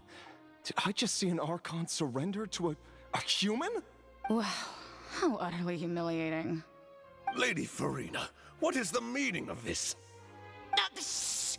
It would seem that there has been a misunderstanding. To be clear, the raising of both hands is not always an indication of surrender. Looking for excuses again, huh? I raised my hands just now to indicate my acceptance of the trial. No duel shall be necessary. I will admit that I've been running away for a long time. I'm sorry, everyone. I was unable to protect the people of Poisson. It is my duty to stand trial for my crimes. You are not the only ones to be disappointed in me. I, too, am exceedingly disappointed in myself. But now, it is time for the Hydro Archon to show you her courage and resolve. I, Farina, will use this trial to show the world the true meaning of justice! This time, I will protect you. Applaud and rejoice. One of the most outrageous and fantastical arcs known to the opera epiclese is now unfolding before your eyes. Mark my words. This shall be one of the most exhilarating and brilliant shows ever to grace the stage of Fontaine. The trial of the Hydro Archon, Focalor, will now begin! Woohoo! Oh, now we're making history! Why does it feel like Farina just took over the whole thing? Like, come on! Didn't she just get forced to stand trial for her crimes? Also, even though she's still acting super dramatic, she is taking this seriously this time, right? All right, then. Who will be my opponent in this trial? The court asks the prosecutor to please take the stand. Is that so? Very well. Then please speak, witness of Tivat, my accuser and fated opponent.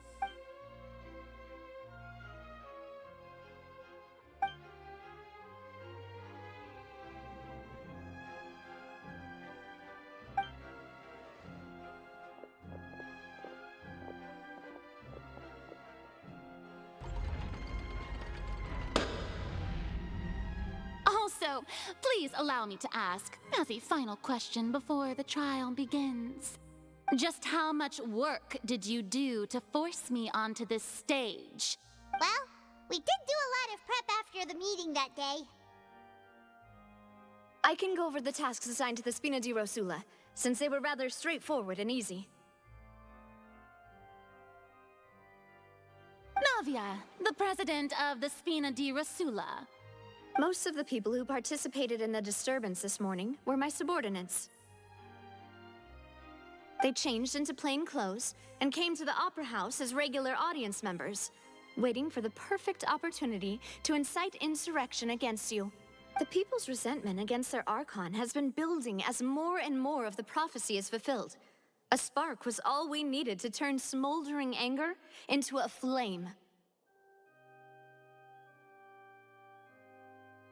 Moreover, according to our understanding and analysis of you, when something like that occurred, you would likely flee the scene and head to Poisson by yourself. So, we arranged for a second group to lie in wait there. So, you mean the ones who scoured the settlement for me were also from the Spina?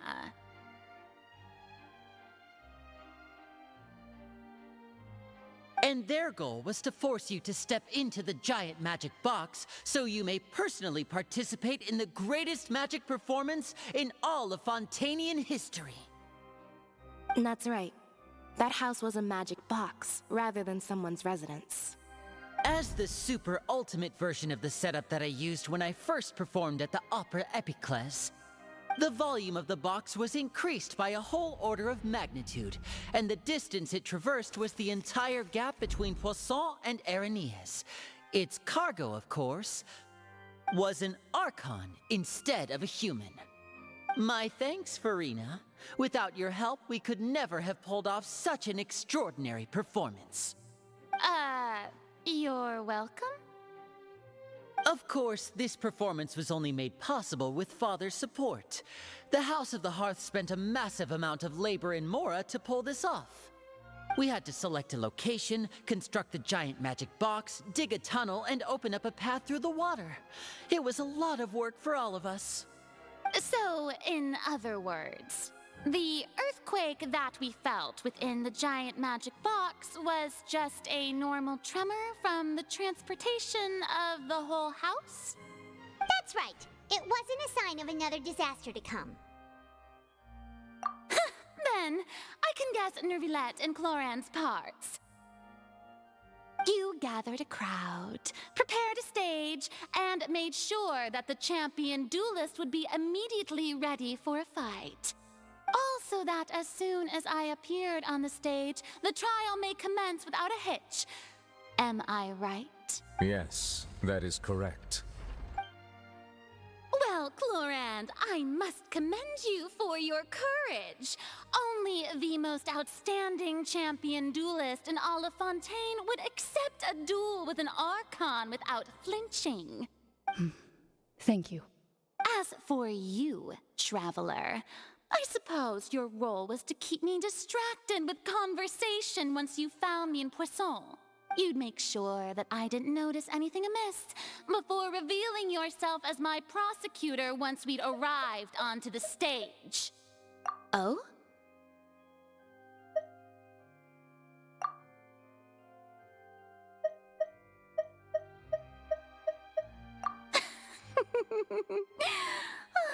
Is that so? Then I suppose I must have missed my final chance. It's fine. It matters not. What's done is done. The stage is already set, so there's no reason to disappoint the audience. Let's see this trial through to the very end.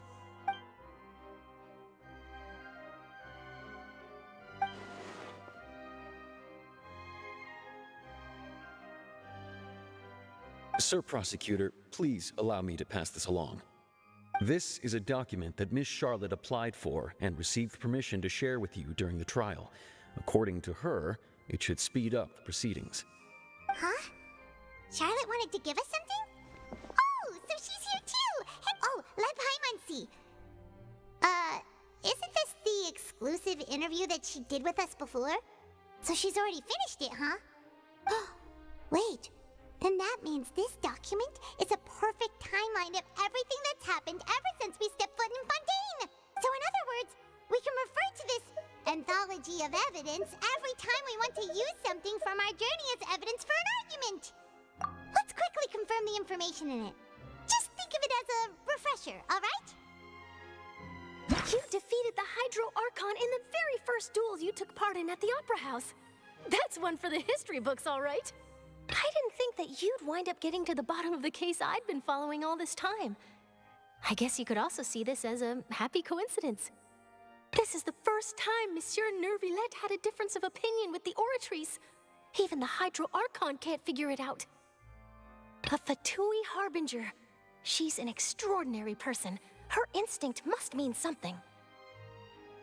The fortress of Meripede was almost destroyed in a single day. That I didn't witness that scene personally will always be a source of professional regret, I think. According to Monsieur Neuvillette, both Child and that whale should have been in the primordial sea at that time. I nearly lost my awesome friend Navia. To be honest, that still gives me shivers. The words of someone as extraordinary as a witch can probably only be truly understood when something surreal happens to you.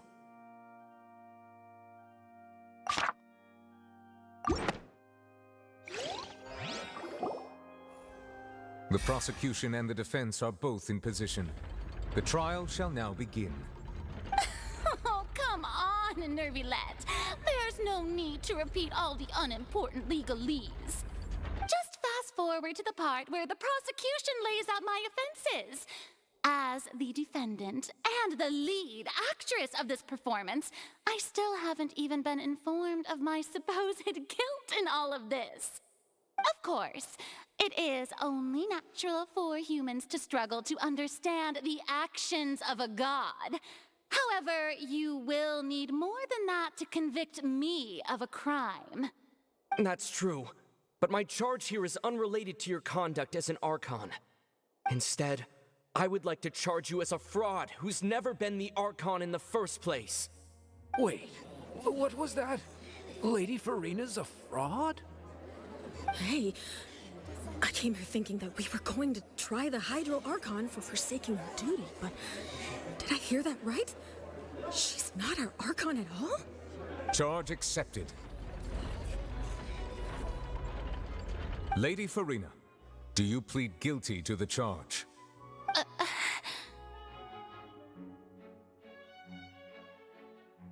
Lady Farina. I plead not guilty. How can I be guilty?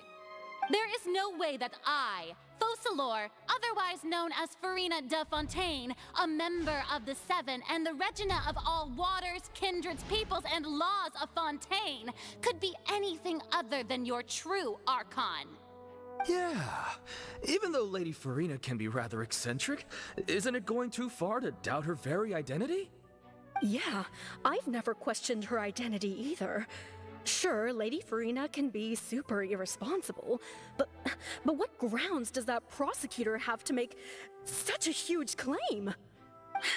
I have cause to believe that common sense will prevail in this case.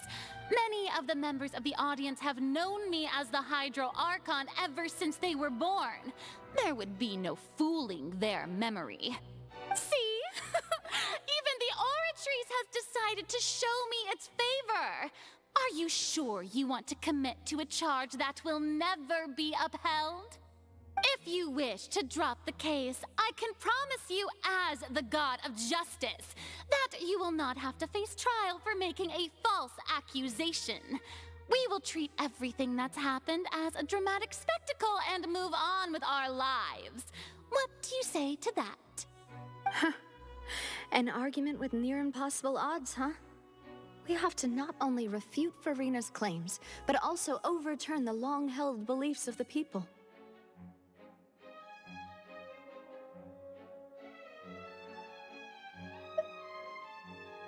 Well, I tried to give you the chance to surrender.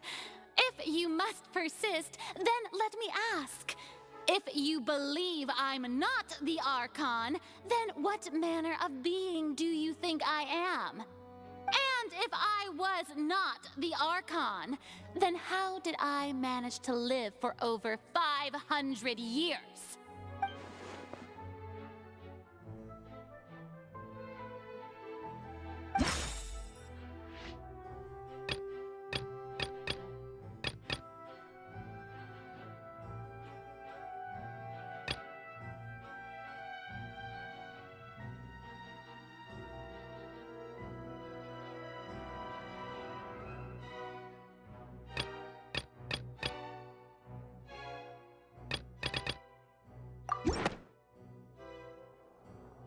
First of all, you may be a member of another long-lived race, which would allow you to naturally possess an extended lifespan. And second of all, even if that wasn't the case, there could be other ways to extend your life. Who gave you that idea? Was it the knave? You'd sink so low as to use a harbinger's words against me. A curse? I once thought it possible that the aura of an Archon might naturally resemble a type of curse. But in light of this claim, perhaps what I sensed was not your divinity, but a curse after all. You sensed it too, huh, Neverlet? Lady Farina is actually a human? Well, it is true that it's extremely difficult to tell humans and gods apart just by looking at them. It's not impossible.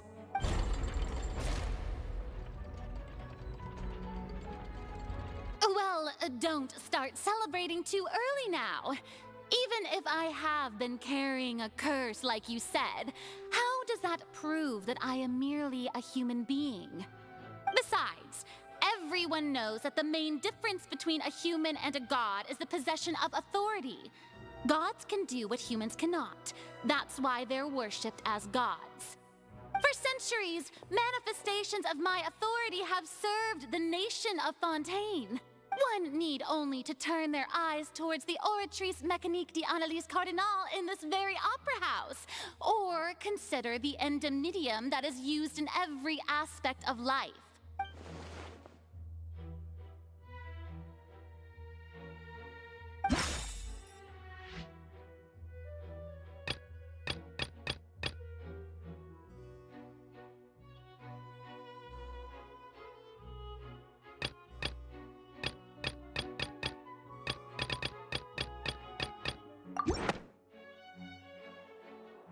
You tried to reference the Oratrice, but weren't you as confused as all the rest of us when the Oratrice declared Child to be guilty without any proof?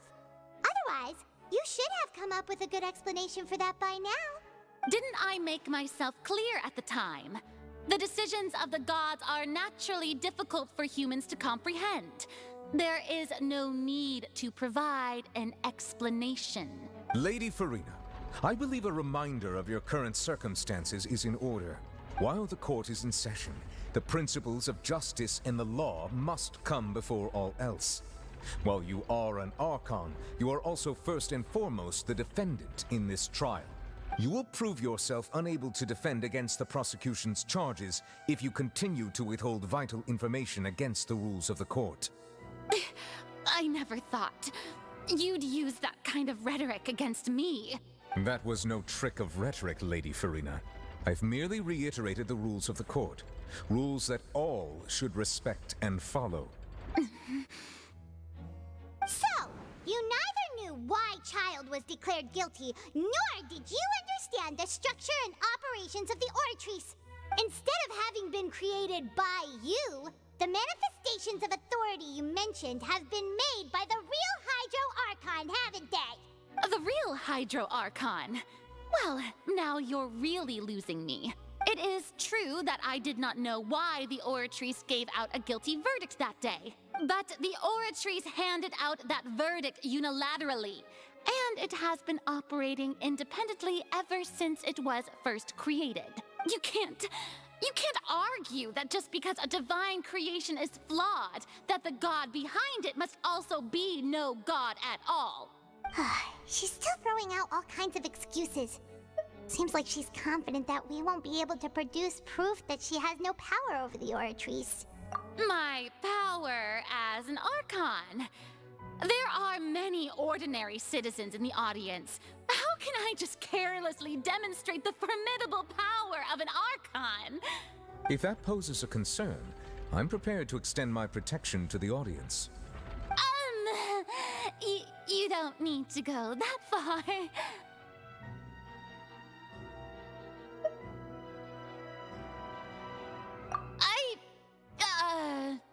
Aren't you the Hydro Archon? Or is it that you can't even wield the power of Hydro, much less the authority of a god? Indemnitium! Yes! It's all because of Indemnitium! all Archons derive their power from the faith of the people, and I've converted the people's faith in justice into indemnitium. Thus did I give up all of my divine power to provide everyone with energy for their daily lives. Have you ever seen a more magnanimous god? Isn't that a huge stretch? Yeah, no matter how generous an Archon can be, how could they give up all their power? Can a god with no power even still be called a god? It seems like nobody's buying Farina's excuse. Hey, come now, everyone. Please don't stare at me as if I was a liar. I'm still the same Farina you knew, right? The one that you loved. Shouldn't you want to believe in me? Please? You've got to believe me. If what the prosecutor said is true, she really has committed a grave offense. Did she deceive all of us? And all of our parents and grandparents too? And then all of our ancestors? Ever since they were born? Enough!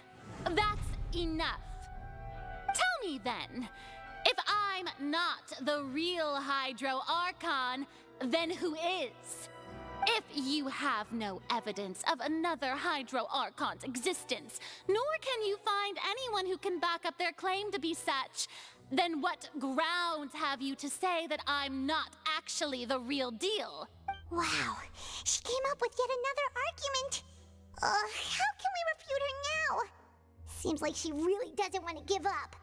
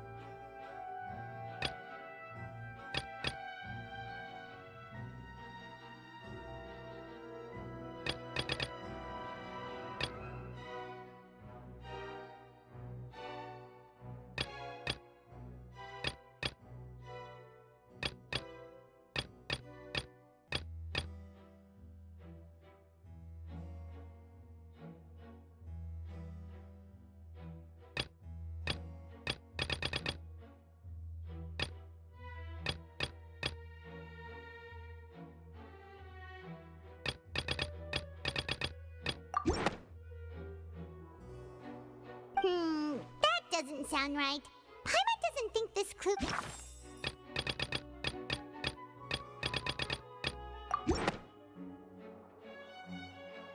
It has been established that all Fontanians can dissolve in water from the primordial sea. And that means... Since you insist on claiming to be a god and not a human, then there's a method that you can use right here and now to eliminate all suspicions of you being the latter. Miss Navia, please apply to serve as a temporary attorney for the prosecution before addressing the court. Though you act in partnership with the prosecutor, you must still adhere to proper procedure. Super sorry, Monsieur Chief Justice. I swear this really will be the last time that I'll speak out of turn. Now, I've brought some seawater from Poisson. As everyone knows, a massive flood struck the area not long ago, taking many lives, including those of some of my closest friends. So, Miss Farina, would you dare to touch some of this seawater? If we are to believe that you are indeed the real Hydro Archon, touching this seawater would have no effect on you. All it should do is strengthen your case. But if you don't dare to touch it, then we would have basically proved the reverse. Oh, and I must remind you that after the disaster at Poisson, nobody wants to see any more people dissolve. I do hope you'll act prudently and choose the simpler path of admitting guilt. Navia from the Spina di Rasula. The Spina has governed Poisson for many years. I guess her suggestion is valid. If Lady Farina is indeed just a human, she's probably Fontanian like all the rest of us. Would she really dare to try?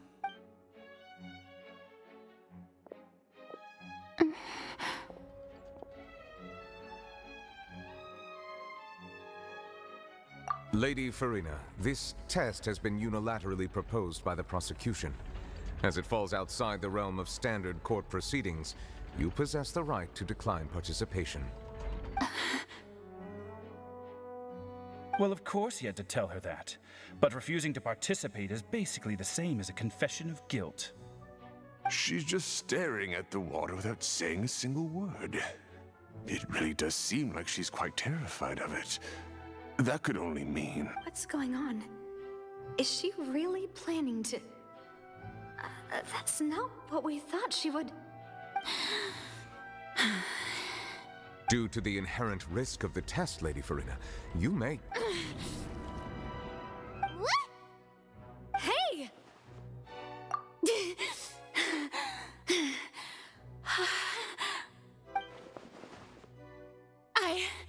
I'm fine! Look at me, everyone! My hand is still here! I haven't been dissolved! Will you believe me now? I really am your Archon! I'm nothing like a normal human who would fall apart as soon as they touch this water! Really? Was this not the most obvious thing in the world? Miss Siegewien? If you're present, Miss Siegewien, please come forward and attend to the defendant. Siegewien? Don't be nervous. It'll just take a few seconds. Let me see. That should be enough. Please announce the results of your evaluation to the court, Miss Siegewien. As everyone doubtlessly saw, Miss Farina was displaying symptoms of hyperventilation and flushed skin. These indicate that she was experiencing the adverse effects of exposure to primordial seawater.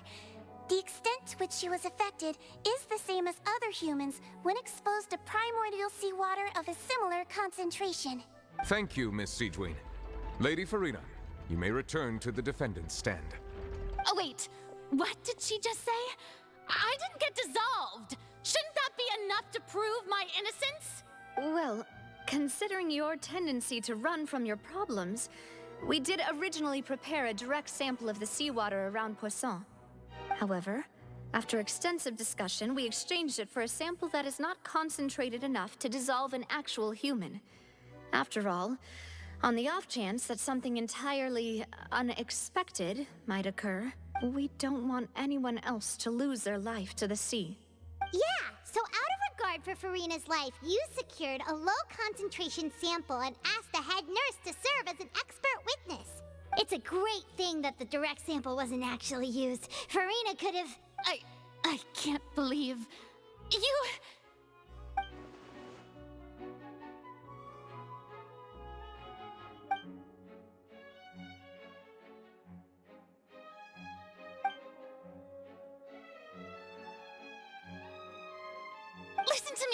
Listen to me, everyone. Please don't give me such cold and disdainful looks. What happened just now didn't prove a single thing. Think about it. How can you conclusively prove that an Archon can't also be affected by the primordial seawater? Also, if I was really just a human, why would I dare to just put my hand in that kind of water?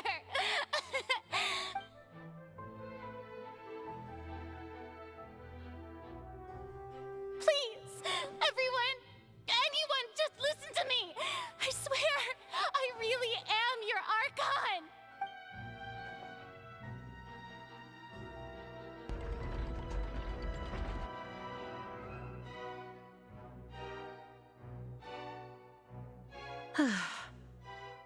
I don't think anything she says at this point will sway anyone. The odds are just too stacked against her now. With all the things that have been said, Paimon doesn't think there's any way left for Farina to win. I believe the time for arguments and presentation of evidence has come to an end. If there are no objections, we will move on to the final judgment.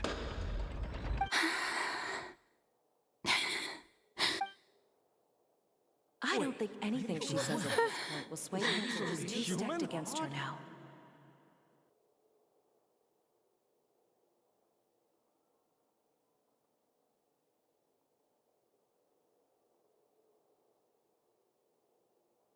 In my capacity as Chief Justice, I shall now render judgment on Farina's misrepresentation of herself as the Archon of Fontaine. As a human who knowingly deceived her fellow citizens, Farina is guilty.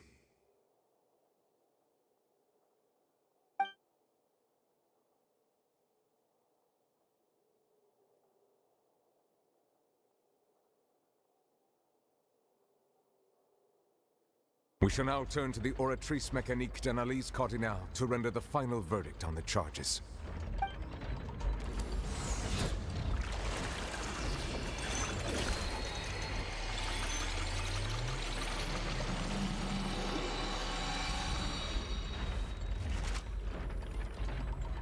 According to the judgment of the Oratrice Mécanique d'Analyse Cardinale, Farina is... Well, what's wrong? What's the Oratrice's verdict? No, the Oratrice also displays a guilty verdict. Isn't that correct then? However, the exact wording of the verdict is thus: the Hydro Archon, guilty, to be punished via the death sentence. The death sentence? That's actually one of the available sentences? I've always thought that it was just a myth. The one and only time the death sentence has been handed out at the court, and it's been given to the very person we've worshipped as the god of justice? What an unexpected twist. Farina's been sentenced to death by the Oratrice? We just wanted to use the trial to show her the seriousness of things so she'd tell us the truth. How did things escalate this quickly? This outcome is indeed quite strange. According to Fontaine's current definitions of justice, as well as its recommendations for criminal sentences, is this sentence really appropriate for the crimes that have been committed? Yeah! Even Vacher wasn't sentenced to death by the Oratrice. You know, the real evil mastermind behind the serial disappearances case. Indeed. Not only is Farina's sentence overly excessive, the very point of our trial today was also to prove that Farina has never been the Hydro Archon in the first place. But now, the Oratrice seems to have deliberately invoked the title of the Hydro Archon. What does this mean?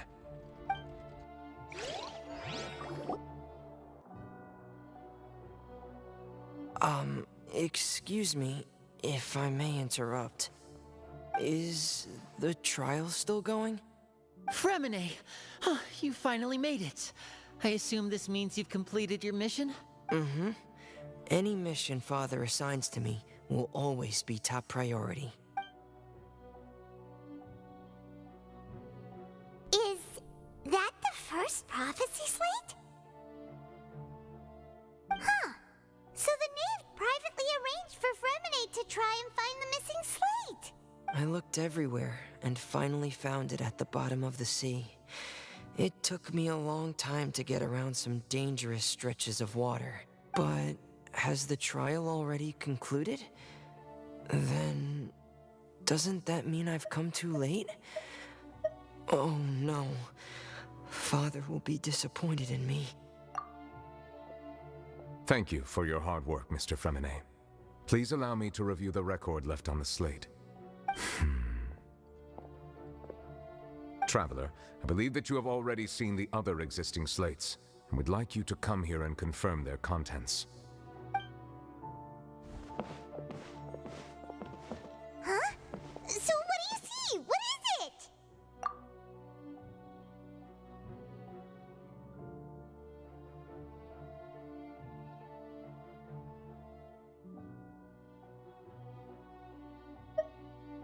I believe I have now made sense of the Hydro Archon's crime. It has to do with Fontaine's lost history. just guilty of deceiving her people? Oh, wait, no, that's Farina, and we've already proven that she's not the Hydro Archon. So when you say Hydro Archon, do you mean the real Hydro Archon we've been kinda talking about? In truth, everything that you've encountered in Fontaine up until this point can be traced back to the contents of these stone slates. However, I'm uncertain as to how much sense they currently make to you. Okay, let's try to recall the contents of the other 3 stone slates. Paimon will do her best to help you remember.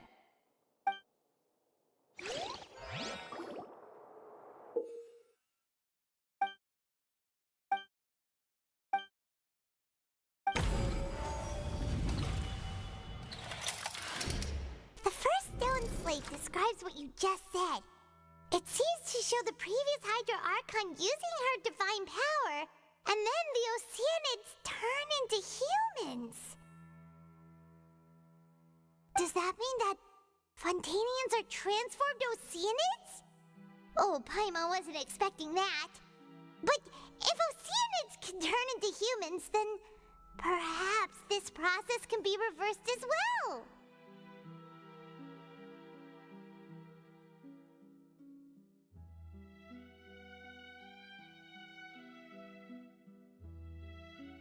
The second stone slate shows Celestia floating in the sky, and the Hydro Archon and her people worshipping it together. But the heavens still brought judgment down upon them. This must be the point when the Hydro Archon and the Fontanians were branded with their original sin. Does this mean that the original sin and the Hydro Archon sin are the same thing? The third slate shows the Hydro Archon sinking into the sea surrounded by many people. That reminds Paimon, didn't we also watch that happen to someone else? Well, the fourth slate is the prophecy the Fontanians have been talking about. People dissolving into the sea, the Hydro Archon crying on her throne, and so on. We didn't believe that such a crazy disaster could happen at first, did we? But after that incident, it was just a question of when and not if.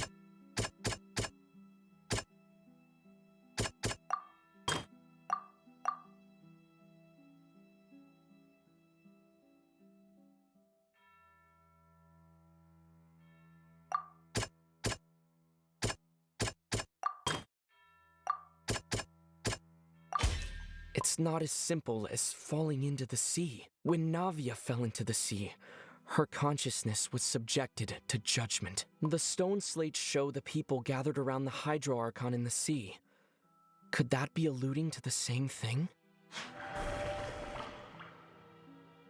That doesn't sound quite right. Let's think about this some more.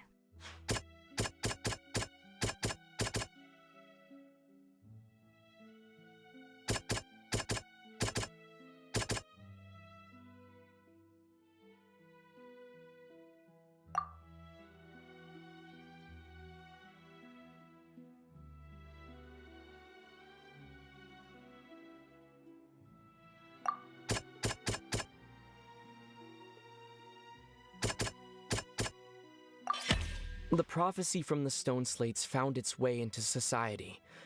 But not many people believed it at first. The fortress of Meropide was nearly flooded with primordial seawater, which we know can cause Fontanians to dissolve.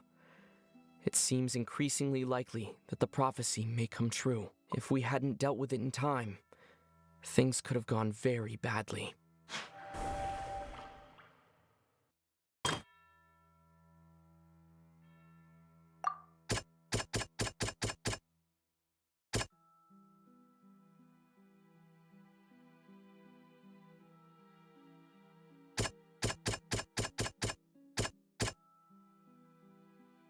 That doesn't sound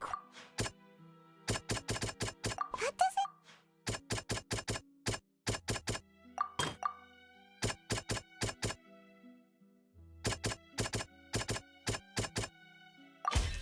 We know from the case of the serial disappearances of young women that Fontanians can be dissolved in primordial seawater, and the first stone slate tells us that long ago, the Hydro Archon used her power to turn Oceanids into humans. This might be the reason that Fontanians can dissolve.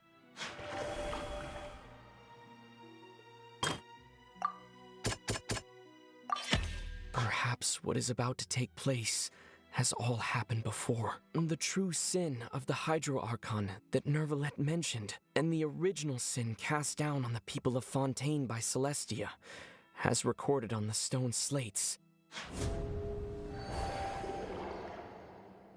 They'll dissolve into the primordial sea but won't cease to exist. Their essence will flow in the seawater, converge, and take the form of an Oceanid. The Hydro Archon was sentenced to death in court, shocking everyone present. Perhaps this means that her sin was actually Fontaine's original sin. Navia fell into the water inside those ruins, and she nearly dissolved. She was surrounded by the people of Poisson in a court within her consciousness, and was forced to take part in a trial meant to make her stay. The eruption of the primordial sea at the fortress of Meropide was the surest sign that the prophecy was about to come to pass no matter what. The prophecy's contents can all be verified by recent events. If we combine what we know together, loads of truths should come to light.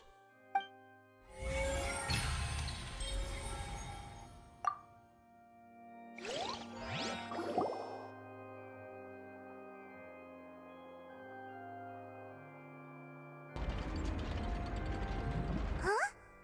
Oh, Paimon gets it now! So that's how you can make sense of it! But then it feels like we're going to have to share some truly shocking revelations. Let's hear them.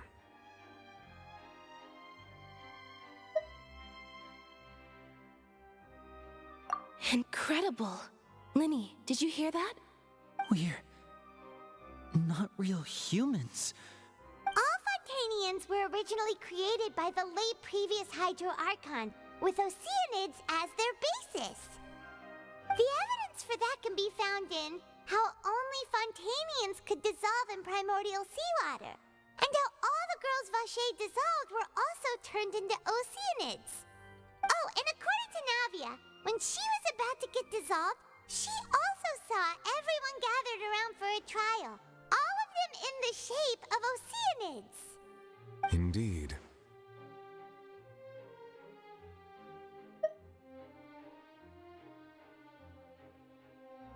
Yeah, and it follows from the content of the first slate that she probably angered Celestia by creating humans without prior permission. That could also explain why the Oratrice judged the Hydro Archon to be guilty. It's to account for that ancient sin. The Hydro Archon's true sin was creating us? And yet, after many hundreds of years, the Hydro Archon's creations have turned around to try to judge the Archon within the Opera Epiclese. The twists of history are often the most unexpected of all. Yeah, isn't the image here just like when Navia fell into the sea?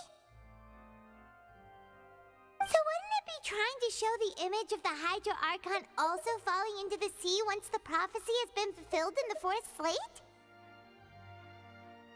In the end, the people will all be dissolved into the waters, and only the Hydro Archon will remain weeping on her throne. Only then will the sins of the people of Fontaine be washed away. Did Paimon get all that right? You've made some keen deductions. I must say, given how much you still don't know, it is impressive that you've already managed to connect so many pieces of the truth. However, while you were able to decode all the information on the slates, they've also been etched with an additional layer of hidden information using a different power source. When we were at the ruins, I tried to decipher the hidden information recorded in the slates. But since we only had 3 slates at the time, I was unable to come to a full conclusion. Now that the slate collection is complete, I shall make another attempt to decipher the narrative recorded within. If everything goes well, we should finally be informed of the unadulterated truth.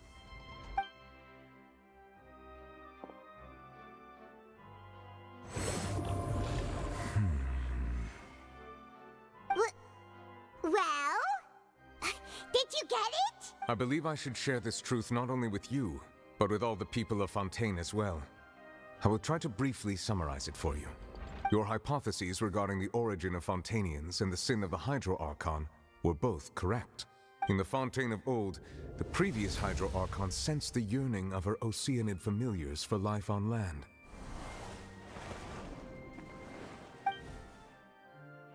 The Oceanids were enamored with the beauty and romanticism of human beings, and wishing to have those experiences for themselves, expressed to the Hydro Archon their desire to become of a similar kind. However, even though water as an element is intricately linked with the power of life, the Hydro Archon, as one of the 7, did not possess the authority to create a new form of human life. Not one to give in, she eventually found a way to create permanent humanoid bodies for her familiars by appropriating the power of this planet's primordial sea. She poured primordial seawater into the Oceanids' blood vessels, creating humanoid mimics in the process. But if Fontainians were to ever come into direct contact with water from the primordial sea, the power within their bodies would escape these artificial restraints and return to the sea. As a result, their forms would collapse, and they would be reverted to their original forms as Oceanids. Of course, the Hydro Archon never received permission from the heavenly principles to create a new human race.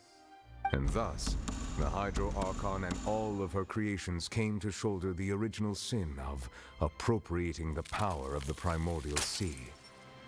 That is the true history of how the people of Fontaine first came into being. So we were all Oceanids before we turned into human beings? That's way too much information for me. I think I'm just going to pretend that I never heard a single thing. Wait, but if that's the truth, we can't let the Hydro Archon be sentenced to death. After all, her only sin was creating us. This really might be too much information for your regular Fontainian, but it does answer a lot of our questions. Alas, your hypothesis regarding the 3rd and 4th stone slates was inaccurate. The slates' respective positions are, in fact, correct. A key point of the visual on the 3rd slate is how all the individuals depicted in the water are humans rather than Oceanids. They have not been dissolved, which implies that the water depicted in this slate is not water from the primordial sea. The nation of Fontaine is the nation of Hydro, as well as the nation of trials and justice. Instead of being the literal element, the water in the scene symbolizes judgment and justice. You may also recall Navia's experience. When she fell into the sea, her consciousness was surrounded by that of many others who intended to hold a trial to determine her fate. Therefore, the meaning of the 3rd slate is that the people of Fontaine shall try the Hydro Archon at the court of justice. Yes, it refers to our present situation. I think I'm following now. So, what you're saying is, even though we decided to put on this trial to avoid fulfilling the prophecy, in truth, everything we've done has happened exactly as the prophecy foretold. So now, it seems, we're the ones making sure it comes true. What should we do? no matter what, the prophecy will be fulfilled. Is this what it feels like to be a prisoner of fate? If that's the case, does that mean the scene in the fourth slate will also be fulfilled soon? Traveler, I would like to point out another small fallacy in your deductions. About the fourth slate, you probably thought that the eruption of primordial seawater beneath the fortress of Meripede served as the surest sign that the prophecy was about to come to pass, yes? However, I believe that rather than being a sure sign, that eruption could in fact only be a small warning of something far worse to come. As for the root cause of the catastrophe, I believe you've already encountered it once before.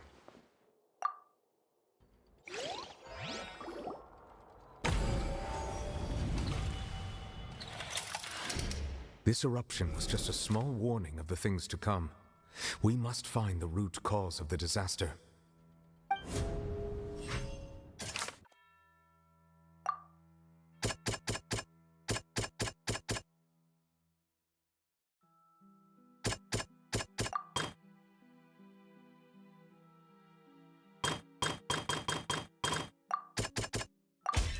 It was both dream and reality.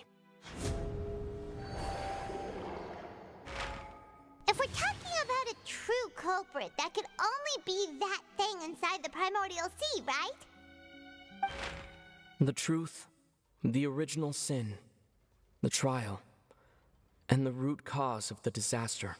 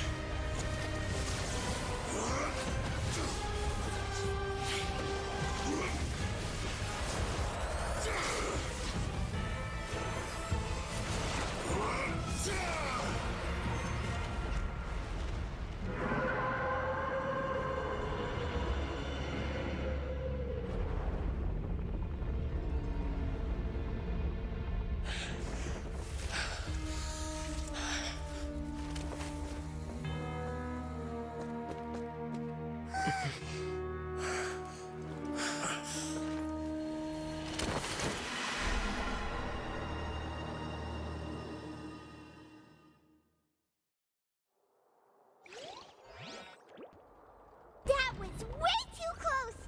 How did that thing just burst into the Opera House? Wait, was that the huge whale you saw in your dream? So we've met it at last. I understand very well why it has chosen to make an appearance here. That whale does not belong to Tevat. It is a monster that has traversed the stars, weeping all the while. It has been greedily consuming the energy from the planet's primordial sea, using it to grow. That is the main cause for the rising sea levels. And once it has finished consuming all of the energy contained within the sea, its next step will be... You said that when the Hydro Archon first created Fontanians out of Oceanids, she filled their blood vessels with primordial seawater. Precisely. That whale finds the blood of Fontanians nigh impossible to resist. Therefore, when it left the primordial sea, it decided to make its next stop a packed opera house full of food. Food in the form of Fontanians. We just barely managed to push it back, right? In that case, won't it come back to target the people again once it's managed to recover its strength? That is correct. Indeed, it is more accurate to say that we should thank that Harbinger for buying us some time. Without him, the whale would have likely come onto land far sooner. From the way he looked, he must have been fighting the creature for quite a long time. That battle Pyromaniac. We've always known that he had a special connection with that whale, but we definitely didn't expect it to help us out like this. Anyway, now that we know that this whale is the actual cause of the disaster recorded in the prophecy, all we need to do to stop the prophecy would be to find a way to beat it up, right? It is too late.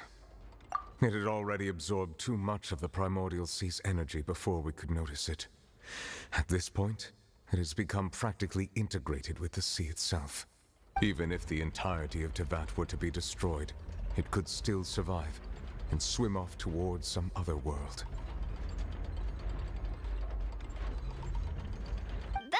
That's not something I will accept. We've already done everything we can, and we even found the true culprit. We've come so far.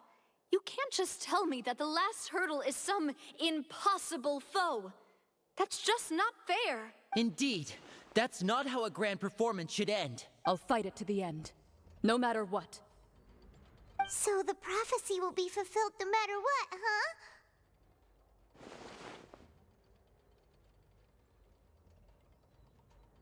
The prophecy. Yes, what has been prophesied will be fulfilled. You may view such things as the history of the future.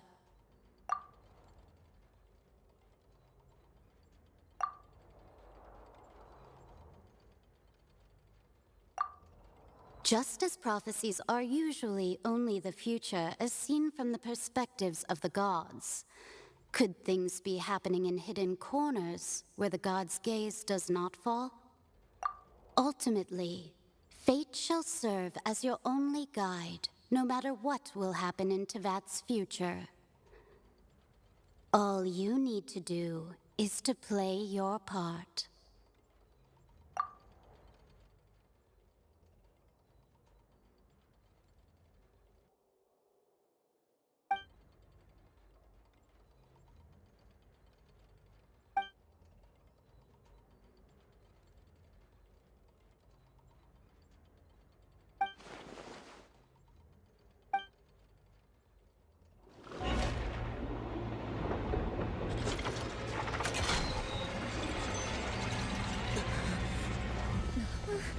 What's happening with the oratories?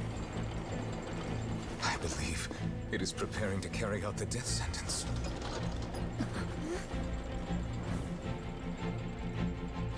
Furina!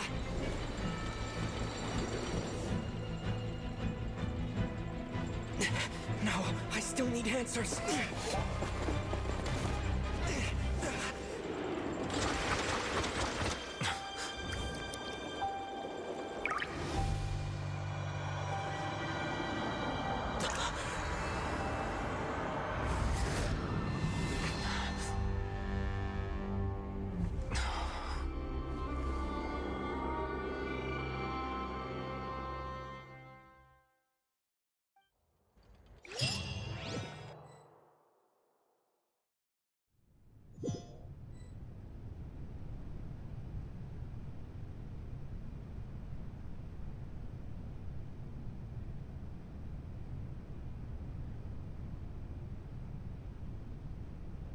You.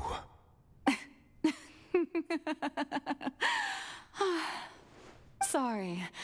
That shocked expression on your face is just too amusing. I couldn't help myself. You are not Furina. Who are you?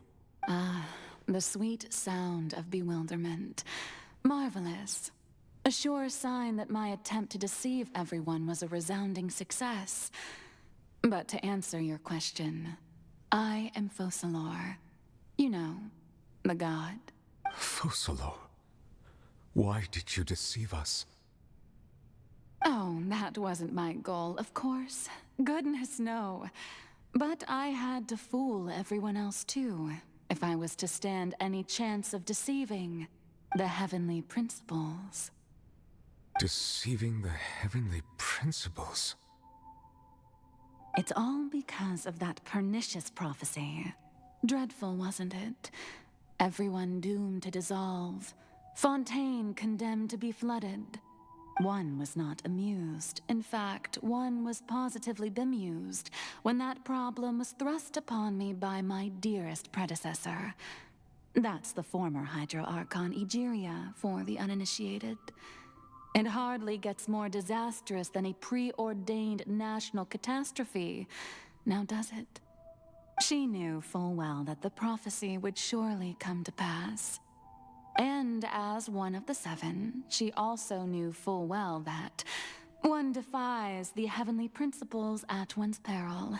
So yes, as you have no doubt surmised, it was a rather impossible situation that I found myself in.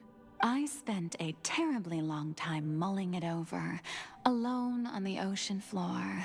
And I was almost growing barnacles by the time I finally realized there was only one possible solution to this confounding conundrum. I had to outwit the heavenly principles, allow the prophecy to be fulfilled, ostensibly at least, while saving everyone at the same time. I'm a genius, I know. I can only assume that's why Egeria chose me as her successor. Although, looking back now, it was hardly the inheritance one dreams of. Between the task of saving the nation, the quotidian duties of the Hydro Archon, and not to mention the original sin of creating a new race of humans, I dare say she left me quite a colossal mess to clean up. But one can only play the hand one is dealt. I did not choose this, any more than I chose to be one of her Oceanid familiars. So you were also once one of the Oceanids, transformed into a human by Egeria's hand. Yes, I was. I always dreamed of becoming human. And I still do, even now. In my eyes, to be human is to be part of the greatest opera ever known. After becoming a god, I separated my divinity from my body and spirit, leaving behind only a self that was as naive and bewildered as my past self on her first day as a human being. The me you see before you now is that divinity. And the human counterpart I left behind, I named Farina. She could feel joy, sorrow, and everything in between. She could be as vain and conceited, or as meek and vulnerable as she wished. Her strengths were of a kind only a human could possess, as were her shortcomings. But in my eyes, Farina's humanity was what made her perfect. She was perfectly human in every way. The person I always wanted to be. Anyway, so then I cursed her. All part of the plan, of course. The plan to deceive the heavenly principles. Do you still remember the final scene of the prophecy? The Hydra Archon alone, weeping on her throne. In order that the prophecy might appear fulfilled, I invited Farina to be an actress, to play the part of the Hydro Archon in the prophecy. Under the curse I placed on her, so long as I, Focalor's divinity, continued to exist, she could not die. But nor was she free to live her life in the pursuit of happiness. Instead, she was forced to take the stage in the opera house, to embrace the role of leading lady, to forever play the part of the god from the prophecy, all to create a deceitful appearance of that prophecy coming to pass. I suppose now you probably understand why your court is called the Opera Epiclese. But Farina is only human, isn't she? Even though she has had a long life, her mind is no stronger than that of any other ordinary human being. I cannot begin to fathom what she has had to endure. It must have been torture for her. It has indeed. And although she is, in a sense, me in human form, I most definitely owe her an apology for it. It's been 500 years. And all along, she's been playing her part in the most unimaginably long, unbearably lonely, and agonizingly painful opera of all time.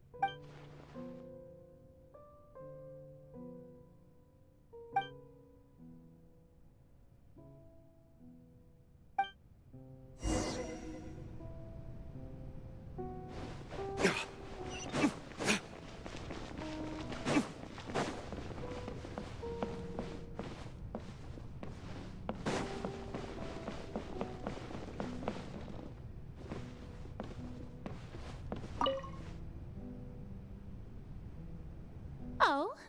Who permitted you to come onto this stage? Now, I understand your admiration for my august self, but I must ask you to keep to the rules.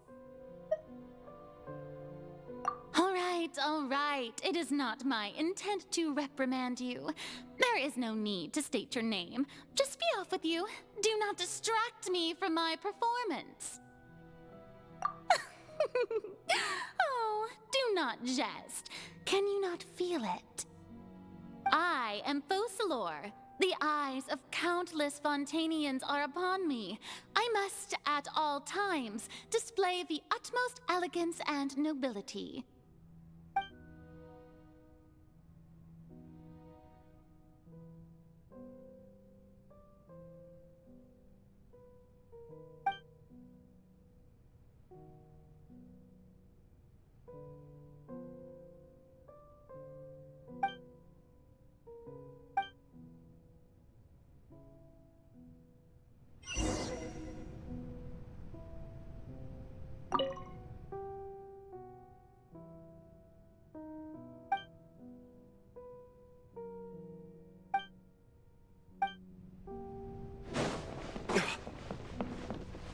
Dear audience, the performance is experiencing a technical difficulty, but worry not.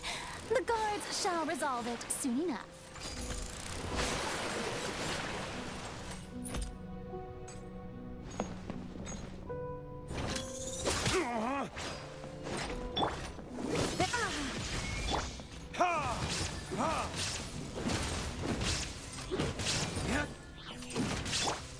Whirling snow!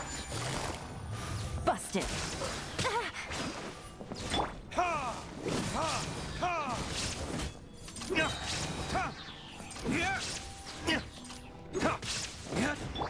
My apologies! Hey, what gives? The audience is still watching me, you know. Guards? Wait, where are the guards? Guards!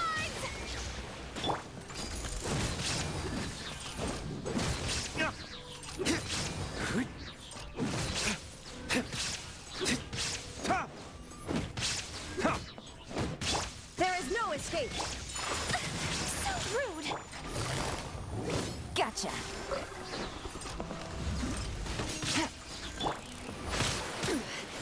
Shine down!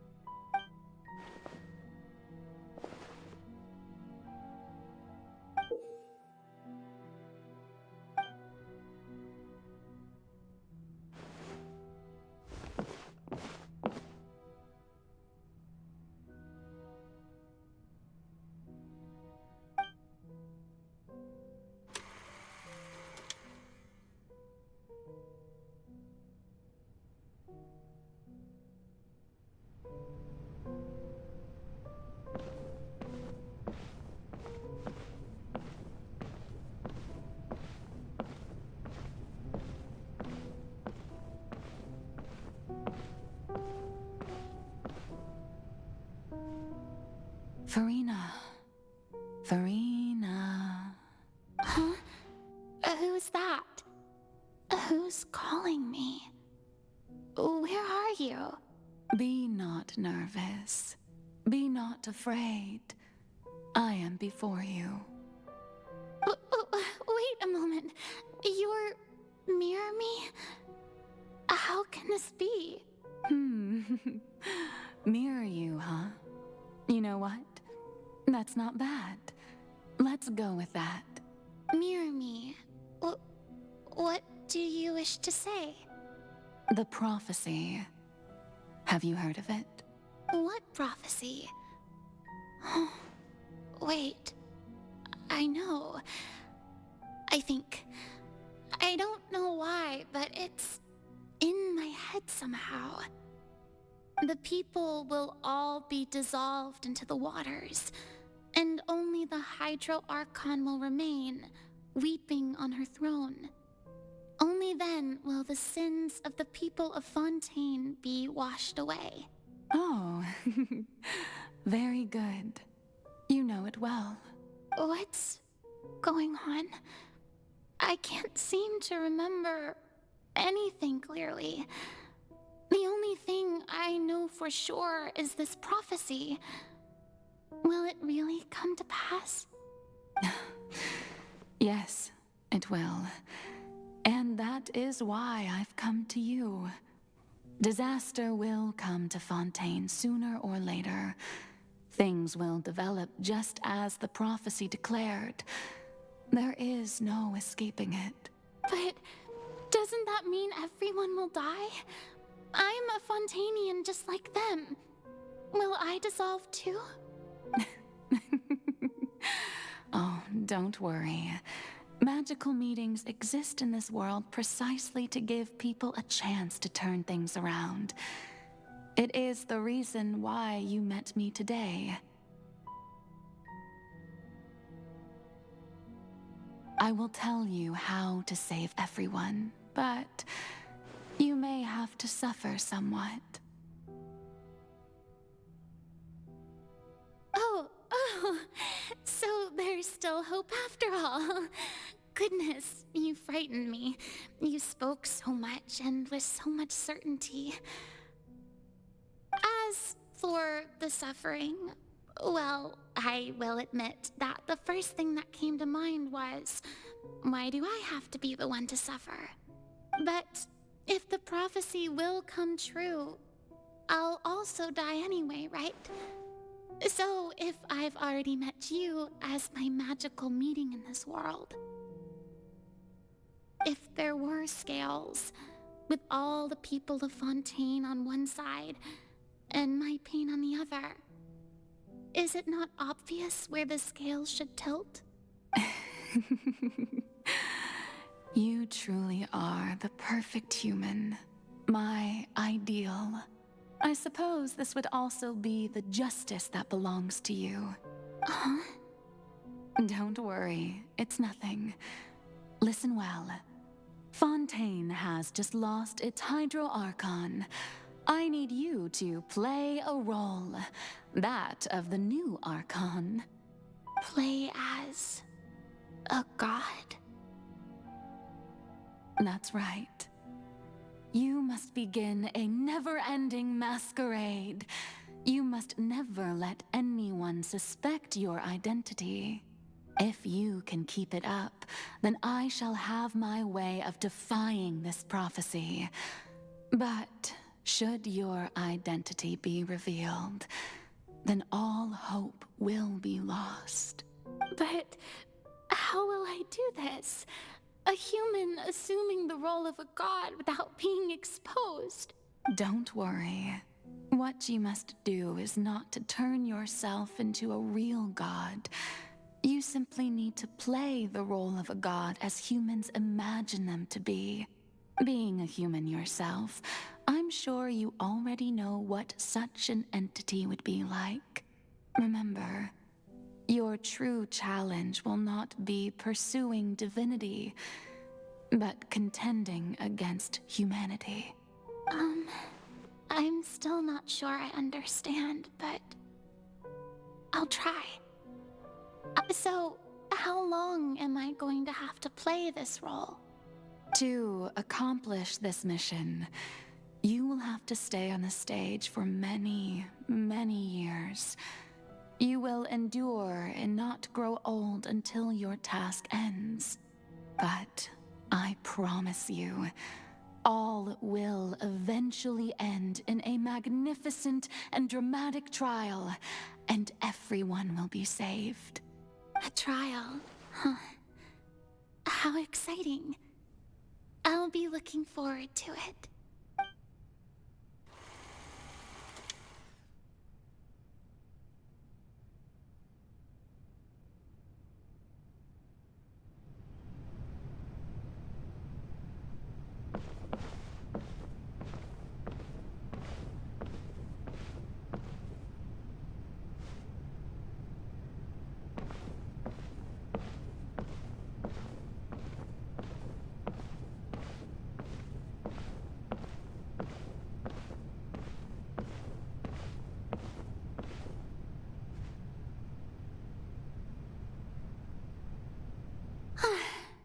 The Maison Cardinalise has announced my accession, but this is my first time facing the people.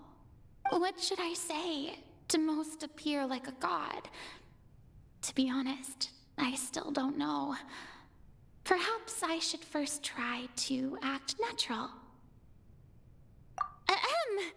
Ladies and gentlemen, good evening, and welcome to the Opera Epiclese.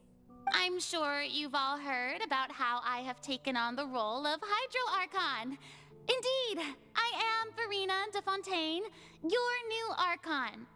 In truth, I know little about becoming a nation's new god, but it will be my honor to guide you all. As the god Focalor, the god of justice, I shall do all within my power to lead you into an age of fairness and justice. Once again, thank you all for coming. If you should have any questions or suggestions, please send them to the Maison Cardinalise. The future of Fontaine will require us to work together, after all. This should do it. I thought I might stammer, but thankfully, I was able to convey my thoughts just fine. Okay, and next. That's the new Hydro Archon. Is this some kind of joke by the Maison? I would have thought that a being that surpasses humanity would be a bit more assertive. Hey, did you hear that? She even told us to send her suggestions there at the end. Shouldn't gods be all-powerful? She's being so modest. What's the difference between her and an ordinary person, then?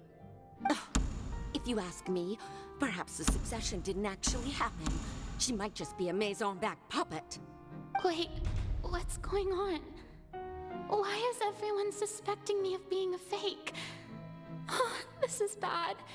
If I get exposed here, there'll be no saving the people from the prophecy. Right. Mirmi said that I just need to play the role of a god as humans imagine them to be. Calm down, Verena. Think. What do the people want?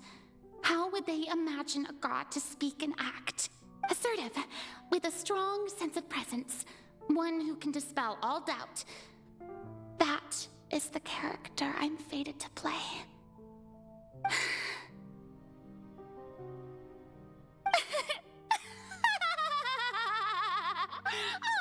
Oh, very good, my people.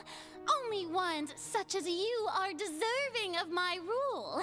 Now, I was wondering if some weak puppet were to one day come onto the stage and claim ownership of this opera house, would the children of Fontaine follow them?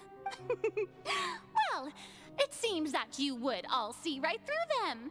Having passed my test, you are qualified to witness wondrous trials alongside my august self, here in this opera house. You may consider my previous act a door gift of sorts. I thought it was a debut that suited the atmosphere. Now then, let us be reintroduced. Ah, so that was just a performance. How could I have forgotten that we were inside an opera house? A person reality. It's quite shocking, to be honest, but I suppose it's a better look than before. Such a fascinating and bold deity. How wonderful! Our future may yet be bright after all. It seems I've turned them around.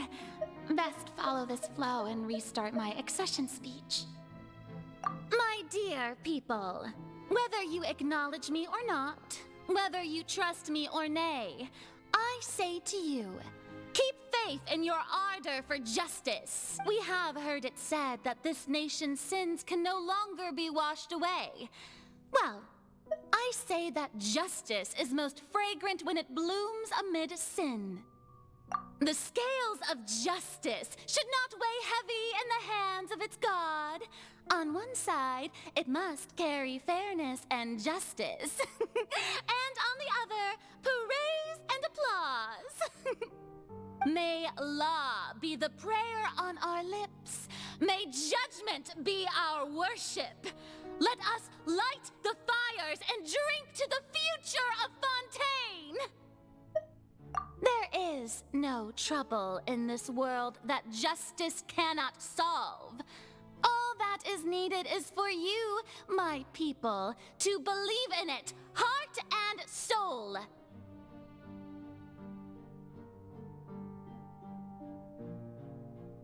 So long as I, the Archon Focalor, stand within the Opera Epiclese, so long as I stand before the Oratrice, I shall even judge the gods of this world!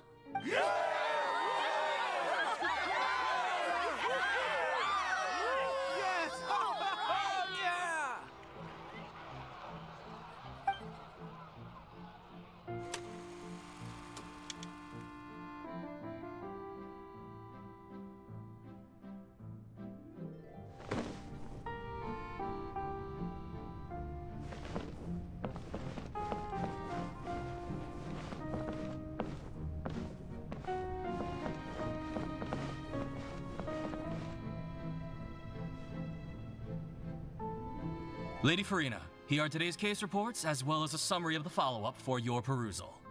Come now, was I not just at the Opera House in person? Leave these kinds of things to Neuvillette. Besides, none of these trials were the one that I'm looking forward to the most. If I may be so impertinent, what kind of trial are you truly looking forward to? A magnificent, dramatic, and wondrous trial. A trial to end all things. How could you hope to understand?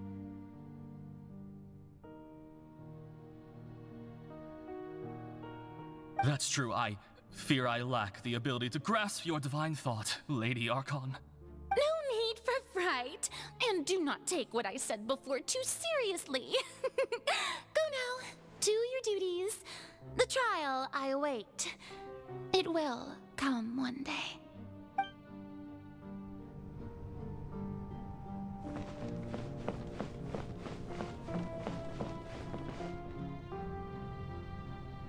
Lady Farina, I don't know what to say. Thank you for agreeing to see me. No need to thank me. Or rather, thank your own sense of perseverance instead. Long have you stood in line to meet me, have you not? Oh, I'm afraid that's just an inevitable consequence of my divine charm. All right, Deoteria, is it? How is your son's illness? You remembered me, and you knew of my family, too. He is doing much better now. In fact, he is far more of an ardent believer than I. He was the one who forced me to seek an audience with you, and to bring your words back to him. Oh, good. Very good. If this should happen again in the future, please do not hesitate to come and tell me. Going down to citizens' homes every so often, while not usual practice, should serve as a fine change of pace. You're such a gentle and wise god. Thank you once again, on behalf of my son.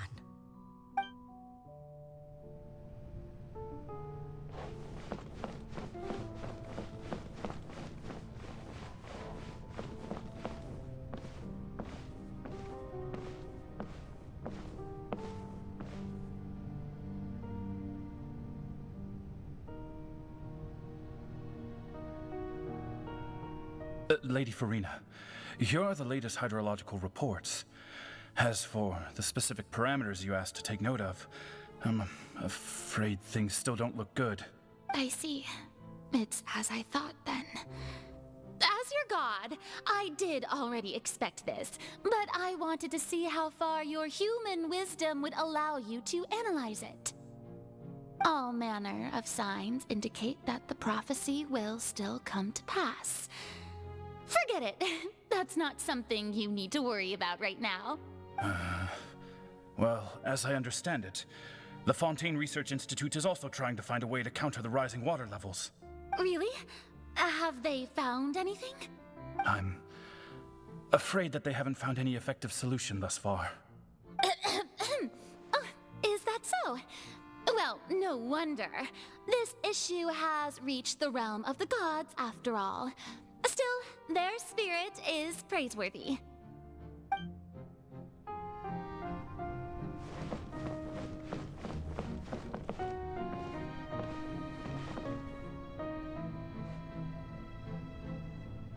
The day is finally over. I haven't had a moment to breathe this whole time. But it's good to see that everything's getting on track. There are no longer any voices of suspicion. Maybe this is fine. I just need to keep going, and everyone will be saved. All right, Farina, don't think too hard about this. You need rest. Tomorrow's a new day.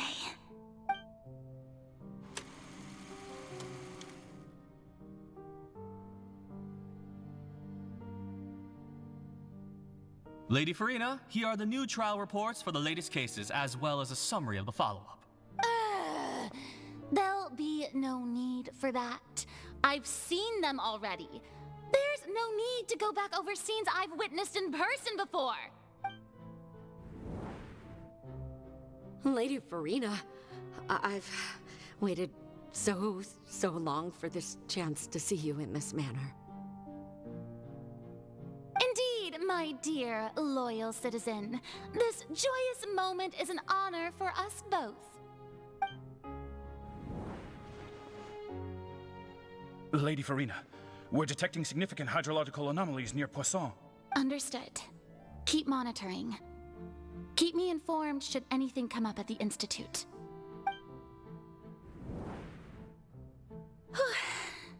I don't think I let anything slip today. I must show the people that there is nothing to worry about. I just don't know when these days will end. I feel utterly exhausted. Best to rest early today, too.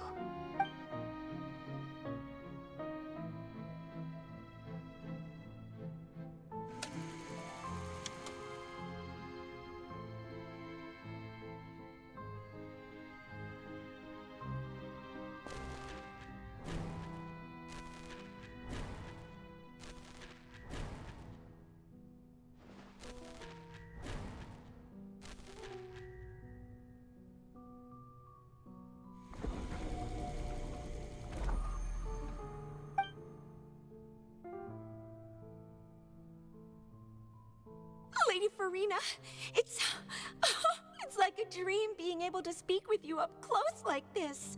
I've heard that the first member of our family who was honored to receive an audience with you was Madame Dioteria, almost 20 generations ago. And what a fine family yours is indeed. It brings me great joy to meet such a faithful believer, a descendant of a line most ardent.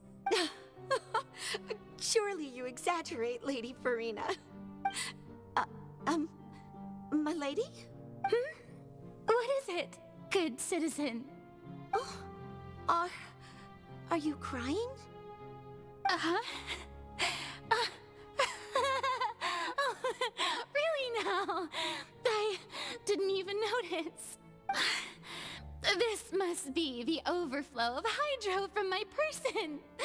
Well, can't quite help being the god whose dominion is the waters, can I? No wonder. No wonder. A manifestation of your power, then. Oh, Archon, I am honored to have witnessed it. Honored indeed.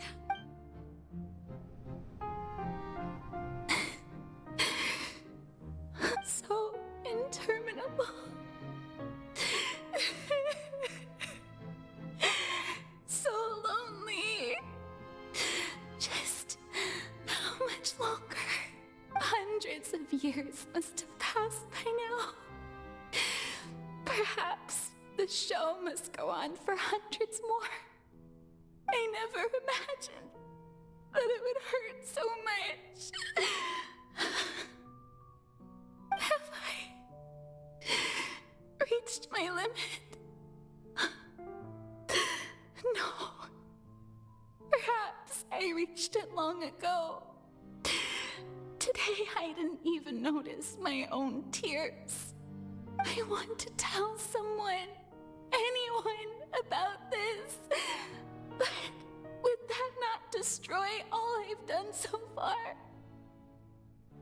I've conducted so many investigations across the centuries.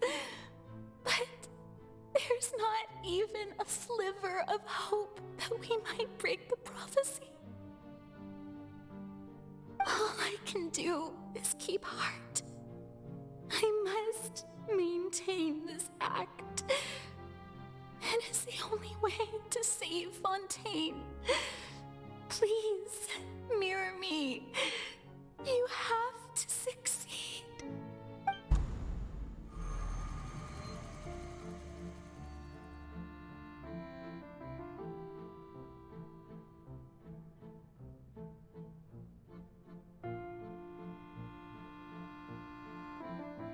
Farina, you don't have to shoulder this burden alone. Although I don't know what you might be keeping from everyone. Your people are more than willing to share your burden with you.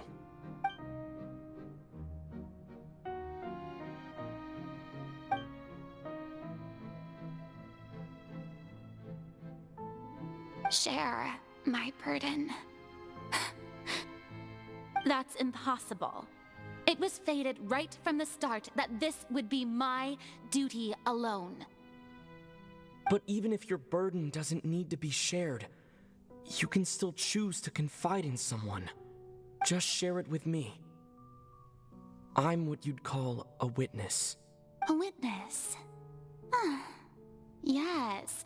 I've heard that you came to Tevat from beyond the stars, yes. In other words, you never belonged here. And if Tevat is, in its entirety, a show on a stage, then you're just a spectator, aren't you? If that's the case... He's right. I could confide in him, couldn't I? But if things don't play out as expected, the people of Fontaine will be the ones to pay the price. No, Farina. You shouldn't be selfish. But what if it's really all right? Farina, you've worked so hard for so long. Surely it would be okay to put yourself first for once. Is it such an outrageous thing to do anyway? To find someone in whom you can confide your frustrations and sorrows? Surely it could not hurt.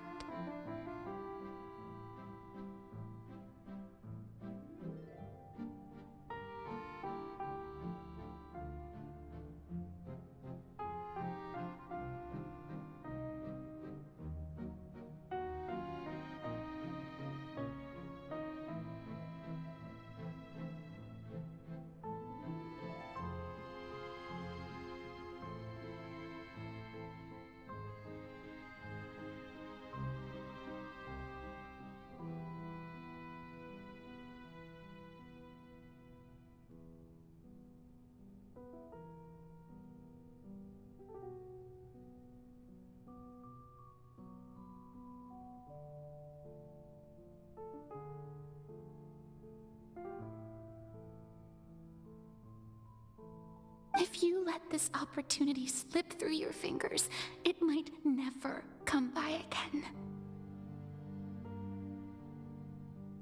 Think about it long and hard.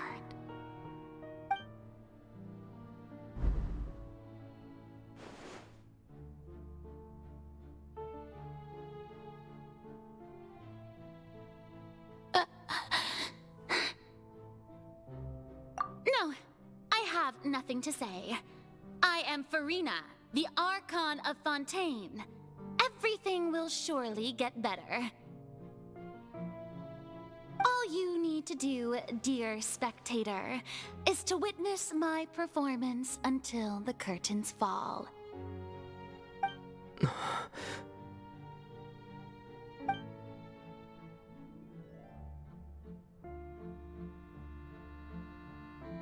Fine.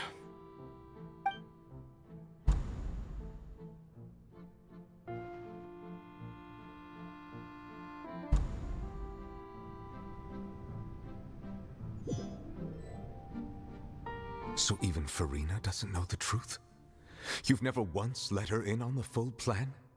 Yes, it had to be done. To deceive the heavenly principles, you must first deceive yourself. She did very well. If she had let her resolve falter even once in these 5 centuries, Fontaine would have been doomed to the most tragic fate. It seems that trusting humanity was the right decision after all. I believe that I understand how your deception works, but that is only half the truth, is it not? How would you build on this foundation to save the people of Fontaine? That is the most important thing. Ah, good. Of course, the Iudex of Fontaine has pinpointed the crux of the issue. I'm sure you've long sensed that the Oratrice is no simple machine, yes? I've always suspected that it had its own consciousness. And Lenny did mention that he heard a human voice within the core chamber. It now seems that that person was you, hidden within the machine all along. Am I right? And then I became one with the Oratrice, taking Fontaine's gnosis with me. Yes, it would seem so, wouldn't it? Alas, your understanding of this device still lacks sufficient depth. In truth, it is no enactor of justice. It is, in fact, a device created to kill the god of justice. I beg your pardon? Oh, you have it. And to be more precise, not only will the Oratrice take down the god of justice, it will also take down the divine throne upon which she has been placed.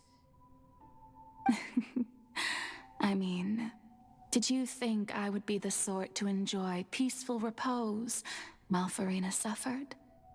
My work over these last 500 years has been to constantly accumulate indemnitium within the Oratrice.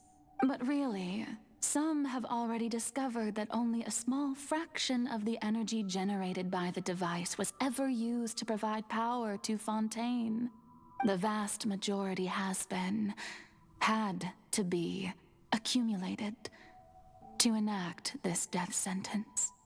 It was all a part of your plan then? Both the trial and the sentence? Indeed. This power, accrued over 5 centuries, could have sustained Fontainians for millennia, had it only been used for that purpose. Almost all of it has now been stored within the Oratrice. But only power of this magnitude could hope to destroy the Hydro Archon's divine throne, shaking the rules established by Celestia, and breaking through the institution that is the Seven. So the Oratrice's call for death was for neither Farina nor Focalor, but for the Hydro Archon. The destruction of that divine throne. If I do not misunderstand your intent, you must be... Returning what's rightfully yours to you, of course. In other words, this was all done to return the authority of the Hydro Archon to the Hydro Dragon of this planet. But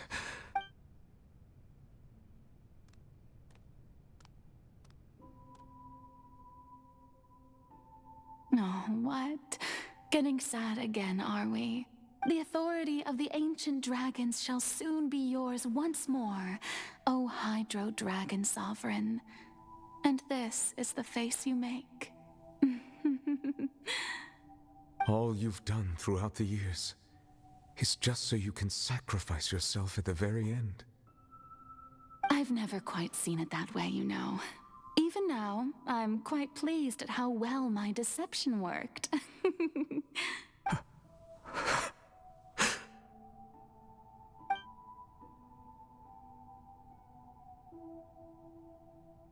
Hydro Dragon, don't cry. I must say, had it been within my rights, I would have loved to judge the heavenly principles themselves. Were they not guilty of essentially the same crime? Egeria stole the power of the primordial sea, and the heavenly principles stole the power you ancient dragons possessed. I, for my part, am the god of justice. And is it not just that your original powers should be returned to you? Speaking of justice, I have always believed that justice lies in the process of pursuing human existence itself. So, if the theft of the primordial sea's might was Fontaine's original sin, then, leaving matters of procedural right and wrong aside, the descent of the Fontanians as humans and their right to exist in this world would be Fontaine's original justice. In other words, existence was Egeria's justice, and to me, justice is the continuation of that existence.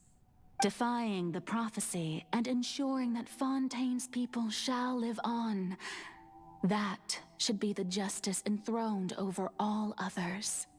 At this point, we, whether it be myself or all other Fontanians, have shouldered the burden of this sin for far too long.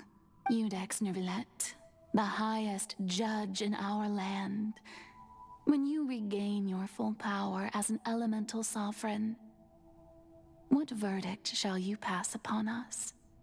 So when I was invited to the court of Fontaine to serve as Iudex, I see now that that was your idea too.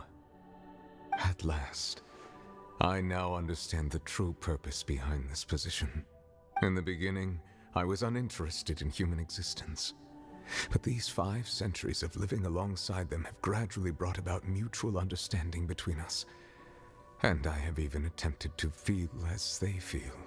You are a devious one, Focalors. Things being as they are, surely you know that I could never declare them to be guilty.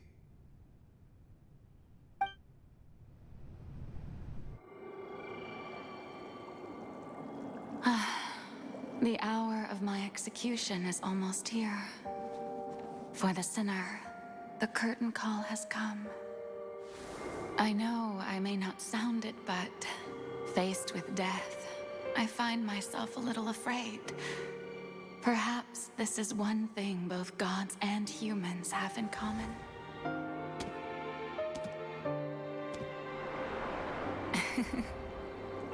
Farewell, Neuvillette. I hope you've enjoyed the part you played these 500 years.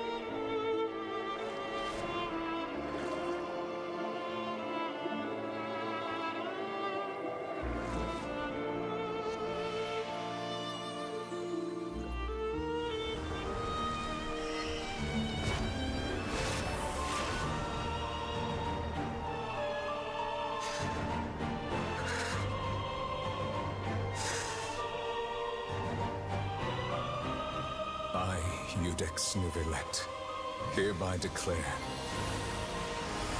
people of Fontaine, your sins are forgiven.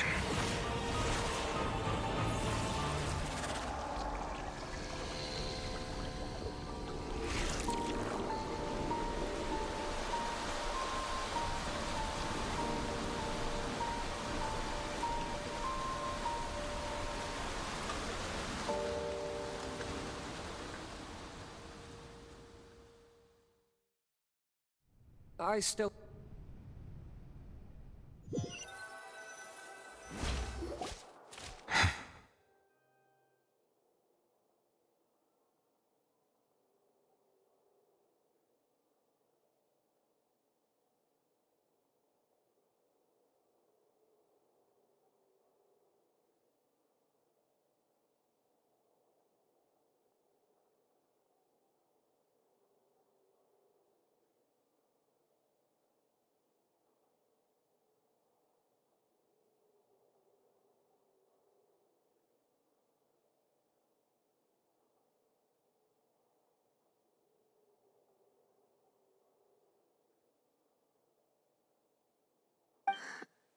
What just happened? Has the death sentence been carried out? Was that bright light some sort of misdirection? I have a feeling that something huge just happened. But since we're all still alive and haven't been dissolved, I assume whatever happened was good for us. It's time to end this. We must mete out punishment to that beast. Didn't you say just a moment ago that it can't be defeated? I have gained the strength sufficient to deal with it. Through certain means, I now have the ability to separate the power of the Primordial Sea from that creature. We should seize the opportunity to pursue our quarry. Traveler, now that the oratories can no longer function, I require an executor to help me mete out justice. The root of the calamities befalling Fontaine, the beast that enacts the prophecy. Its name is the all-devouring Narwhal. Come with me, traveler. The hour of execution has come.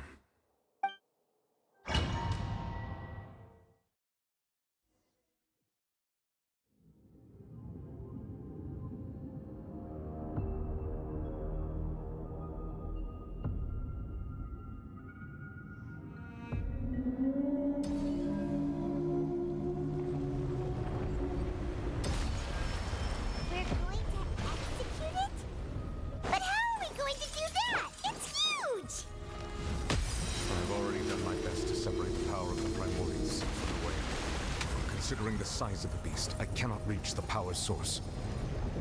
Unless we can find a way to attack it from within. I shall share a part of the ancient dragon's power. We shall look for an opening together.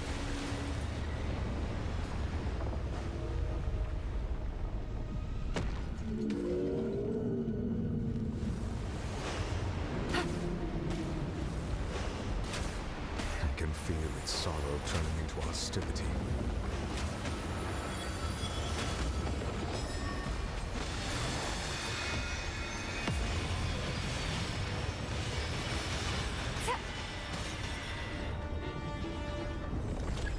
Take it easy.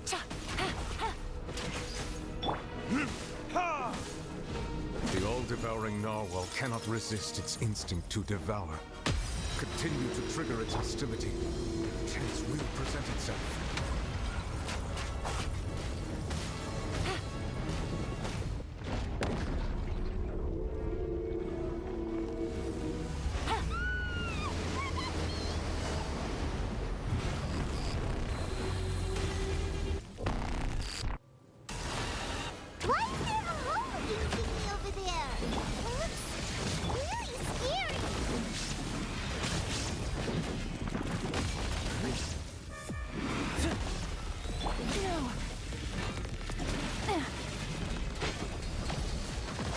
Take it easy.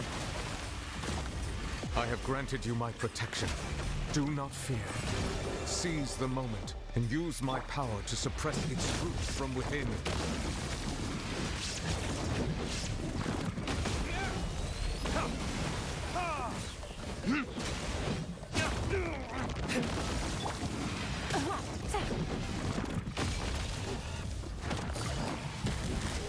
Busted. Game's up. Fun's over. No.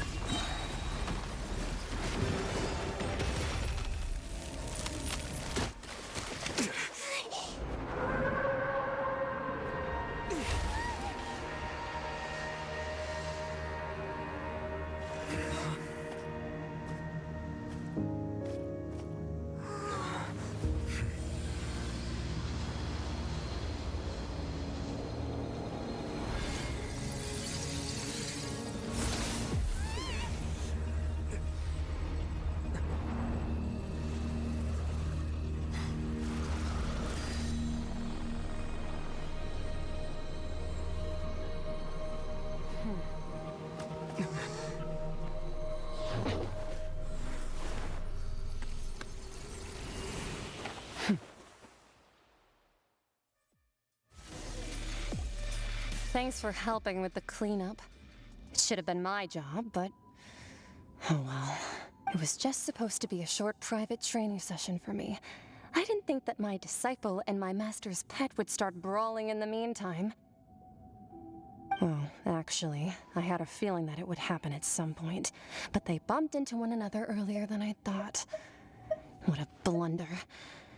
I suppose I'll have to swing my sword 3 million times as penance.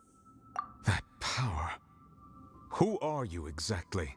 Paimon has an idea.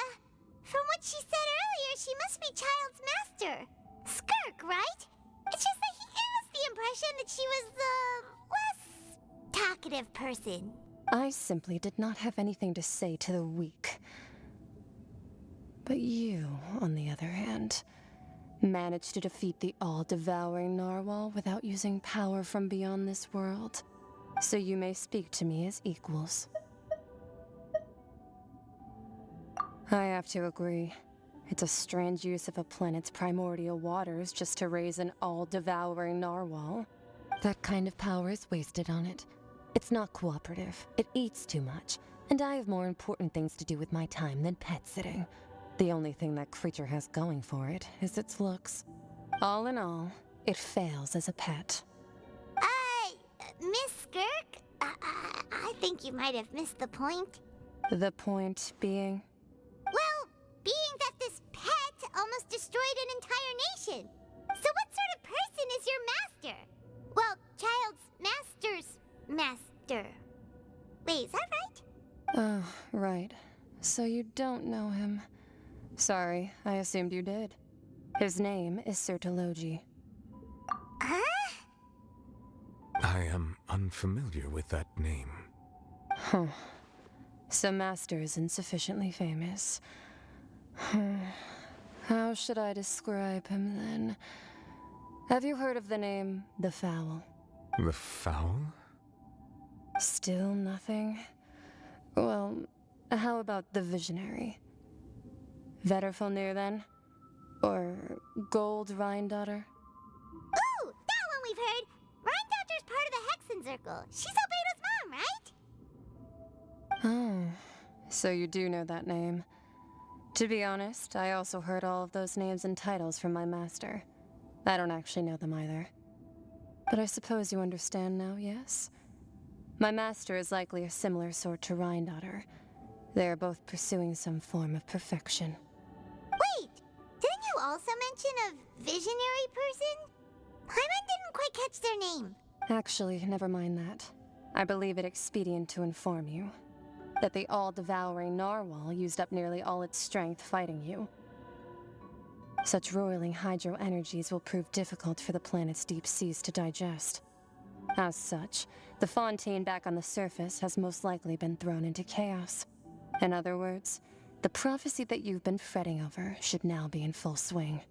What?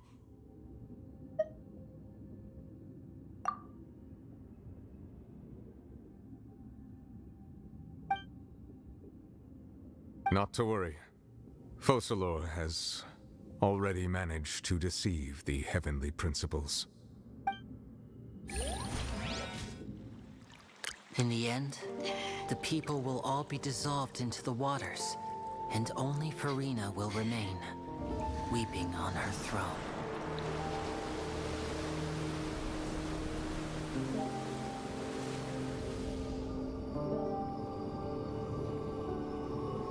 Only then will the sins of the people of Fontaine be washed away.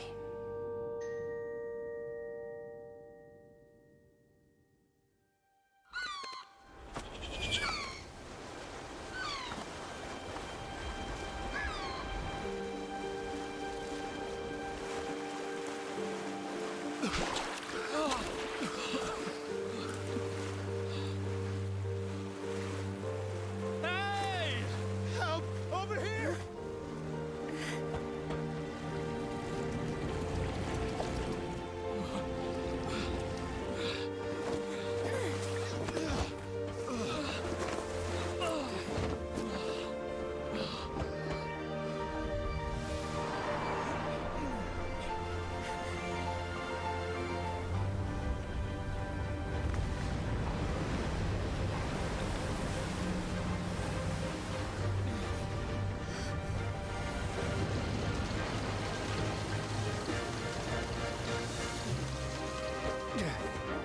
All hands, initiate emergency rescue!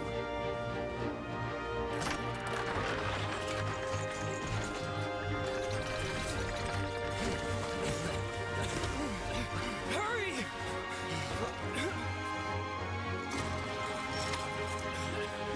Hey, lend a hand!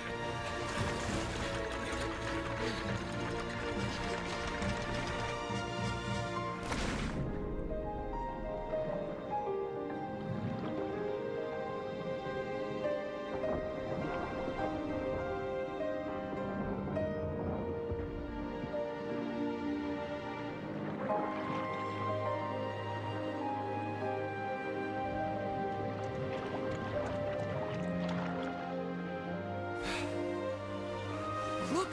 The water's receding!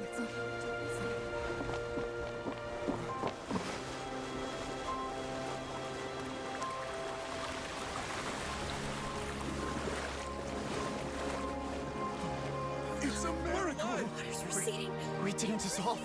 The prophecy was wrong. The prophecy was wrong.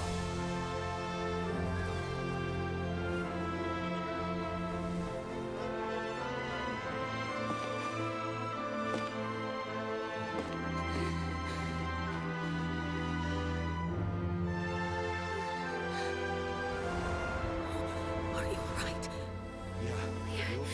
We're safe. The prophecy was wrong.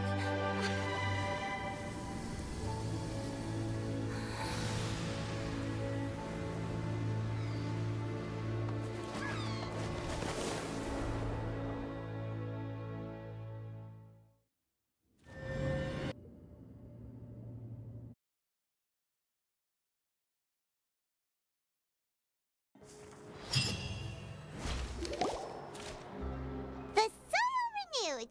The Spina di Rosula talks post-disaster rebuilding. I recently visited Poisson to meet with Miss Navia, spokesperson of the Spina di Rosula, and we spoke about Poisson's present and future. Old soil can still give birth to new bloom, Miss Navia stated. Hope is like seeing a small cookie when you're starving late at night. You just need a little of it. Skyship Winglet, lunar brain of the Fontaine Research Institute. The various disputes that have arisen on account of Mr. Edwin have suddenly become a shield over the Institute, with Jurier turning out to be a once overlooked hidden gem. People always call the first researcher mad, but few know what to call the second. And should that latter person achieve a miracle, they would find it all the harder to find a word with which to classify him and his team. Wow! Paimon barely recognizes the people in the reports. Are those really Jurier and Navia? They sound like real big shots. What do you think? Pretty enthralling, huh? The Steambird's idea was pretty simple. With the disaster just having passed, we would print a free edition packed to the margins with good news to calm people down. The value for these big scoops lies in their inevitable follow-ups. We'll publish further reports and go into the stories behind those people.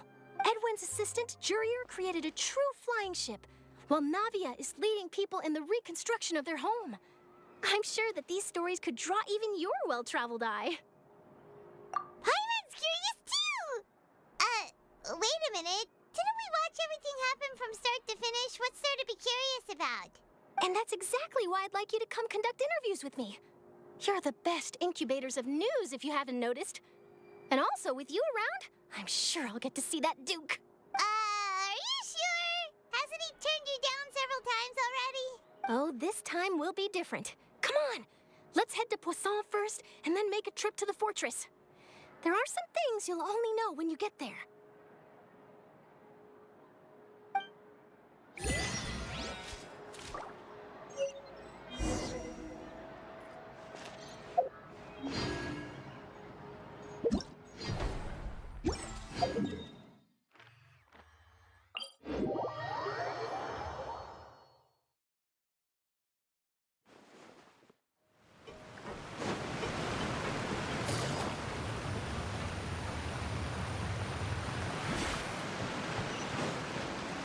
Take it easy.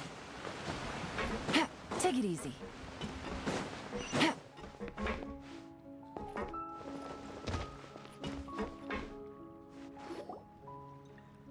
Navia!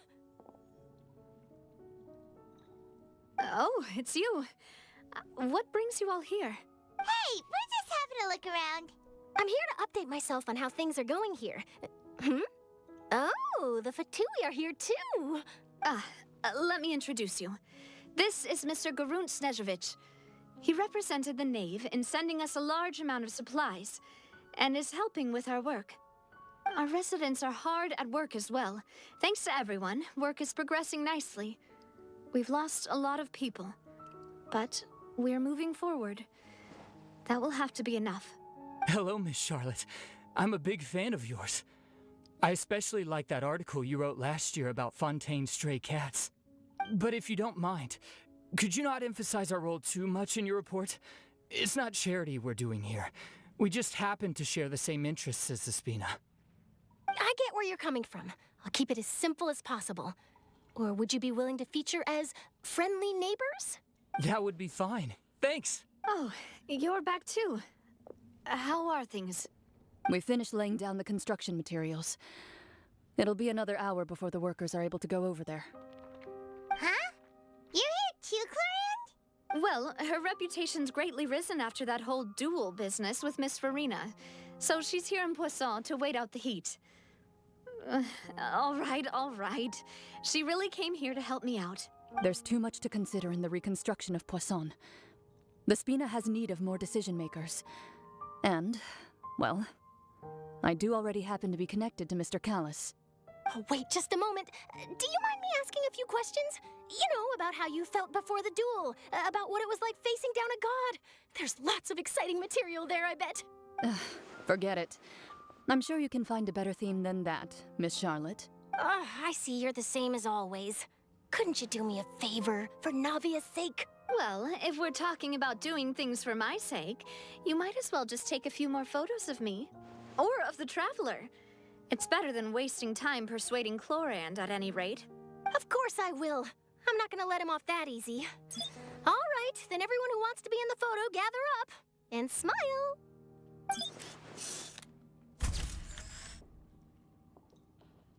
How did it go? Was it a good shot? Did Paimon look cute in it? Not bad. Your addition really helped the composition of the picture. All right, hang on a moment. Let me snap a few more shots.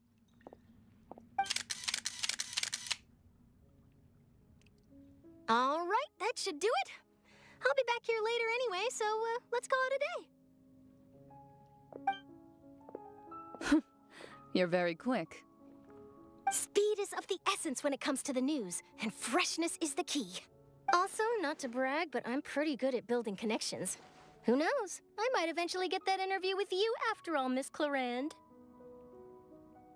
Wow, you really do have that never say die spirit. I'm impressed. I'll hazard a guess that this is how you got that interview at the Fortress of Meripede. Whoa, you're well informed. Let me make a guess too. I asked Sijuin, who told Monsieur Nervillette, and he told you, right? That's a very complete information chain. In truth, all Monsieur Neuvillette asked me was, when did the fortress become so friendly towards the media? I told him that it was best not to speak too soon. There's no guarantee that Wriothesley will make a personal appearance. You're right. I've got to treasure every moment I have with them. In which case, I'll be making a move first. Stay safe now. And tell me if you hear anything interesting. I'll treat you to afternoon tea in exchange.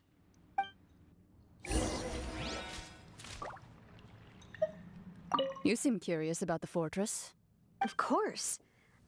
That Wriothesley. I still remember going down to the fortress to grill him for information on my father's case. Boy, did he take me for a ride. Without telling me anything, of course. But he did invite you to tea, didn't he? 2 large pots of it, in fact. It was good tea, though. I have to agree. The tea there is very good. Speaking of that, would you like to have some today? I mean, you've got time, right? Well, I'd be partial to some shortbread. Wow, it's like we've got a menu or something. Sure. Good. What flavor of biscuits would you like, Mr. Snezhovich? Me? I'm fine with anything. But I would prefer chocolate, should you have it. All right. Leave it to me. I'll go over the newly arrived supplies with you later, Mr. Snezhovich. We should be able to finish the preparatory work today. That works great for me. Huh. Is it just me, or did you get a new lipstick? I did. It was a gift from Sijuin. Want to give it a try? I think the color would suit you, too.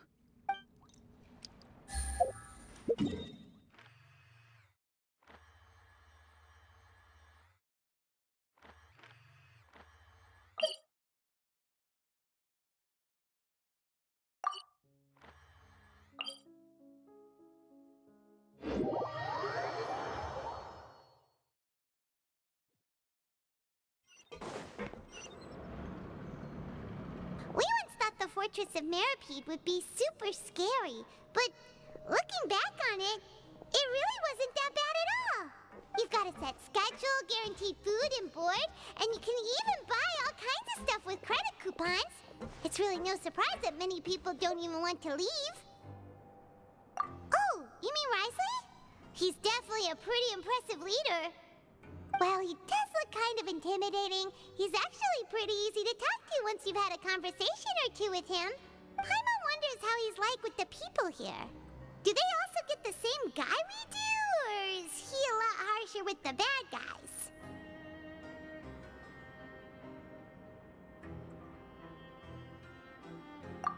Yeah, he must be doing something right to maintain order here, while not making everything feel super oppressive. Excuse me, did I hear someone there? Could you please do me a favor? Huh? Paimon could have sworn she just heard something. Excuse me, is someone passing by? Could you do me a favor, please?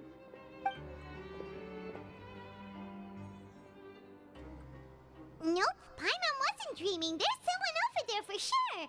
But Paimon doesn't see anyone. Oh, did you hear my call? Thank you so much. I'm over here, inside this big box. You're inside the box? Oh, no wonder Paimon didn't see anything. Well, come on, Traveler, let's go take a look. Why are you hiding in here anyway? If we hadn't happened to pass by, you could have been stuck for days. It's a bit complicated. Can we not talk about that for now? Whoa, that's terrible. Did someone seriously do that to you? No, it was nothing quite that serious. I'd just like some help finding my hat. Just your hat? But then, why can't you look for it yourself? Huh. Wait, Paimon gets it! Something must have happened to your hair!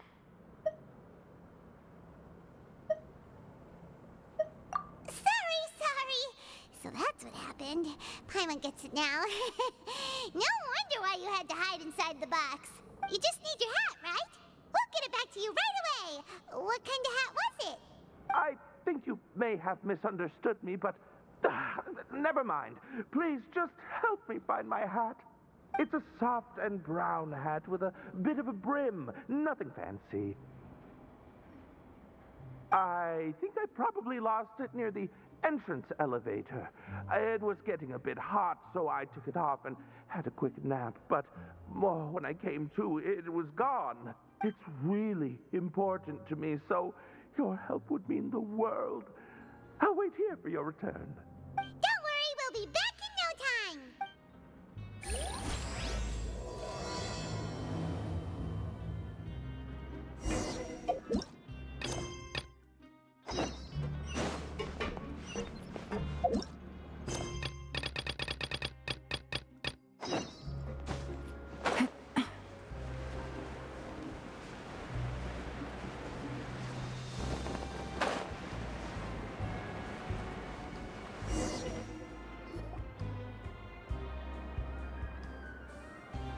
Wow, guess we're here again, huh? There's a real nostalgic feeling to this place. Looks like you've been missing us. Duke! Did you come all the way to the entrance to greet us? Of course.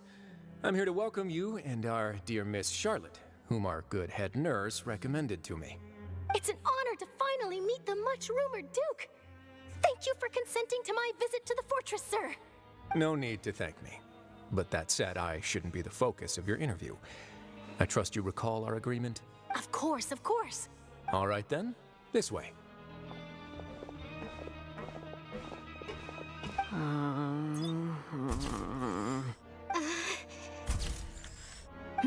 Hey, no need to be so nervous. I've already taken all the photos we need. Miss Charlotte, do these pictures really need to be published on the cover of the Steambird? It would seem that Miss Lorvine doesn't want her face to appear beside that of Mr. Jurier, Sir, please don't say things like that. But it looks like dear Mr. Jurier denies it. Might this interview be very important to you then? No, I just... This is my first time being interviewed, and I'm very thankful to the Steambird for... Now, I might not look it, but I actually did meet Mr. Edwin once. And I'll be honest, I enjoyed chatting with you more. You've definitely got more of that genius vibe going on. The boat that brought about a miracle, the ark that saved the people. Why, you recreated a myth back there, like an emissary of legend. Still, if I might ask, where's that flying ship now? Huh! Looks like Charlotte's trying to get herself another exclusive scoop. I have to apologize, but that ship is presently in the bowels of our factory. I'm afraid it won't be easy for you to get a shot of it. Really? Well, then in that case, could I have an interview with you to make up for that loss? You already know my answer, I'm afraid. Best you interview our head nurse instead. Or perhaps you'd like to take another photo of this couple of researchers? Did you really have to use the word couple? Well, then, 2 solo photos will do. Is my hair messed up? Please, someone help me have a look. Things sure are getting pretty lively here. We've seen this kind of thing before. Oh, seems like everyone's here. Would any of you like to try this new drink I came up with? Ah, Sigewine. Hey, Miss Charlotte. Why don't you, take some pretty photos of our head nurse? Sure. Come on, Miss Sigewine. Over this way. Let's find a brighter spot. Huh? Sure. Do I have to smile? So, how have things been at the fortress? Same old, as you can see. Fontaine's undergone some changes, but this place is still more or less the same. Other than that flying ship, it got a tad too much attention, I think.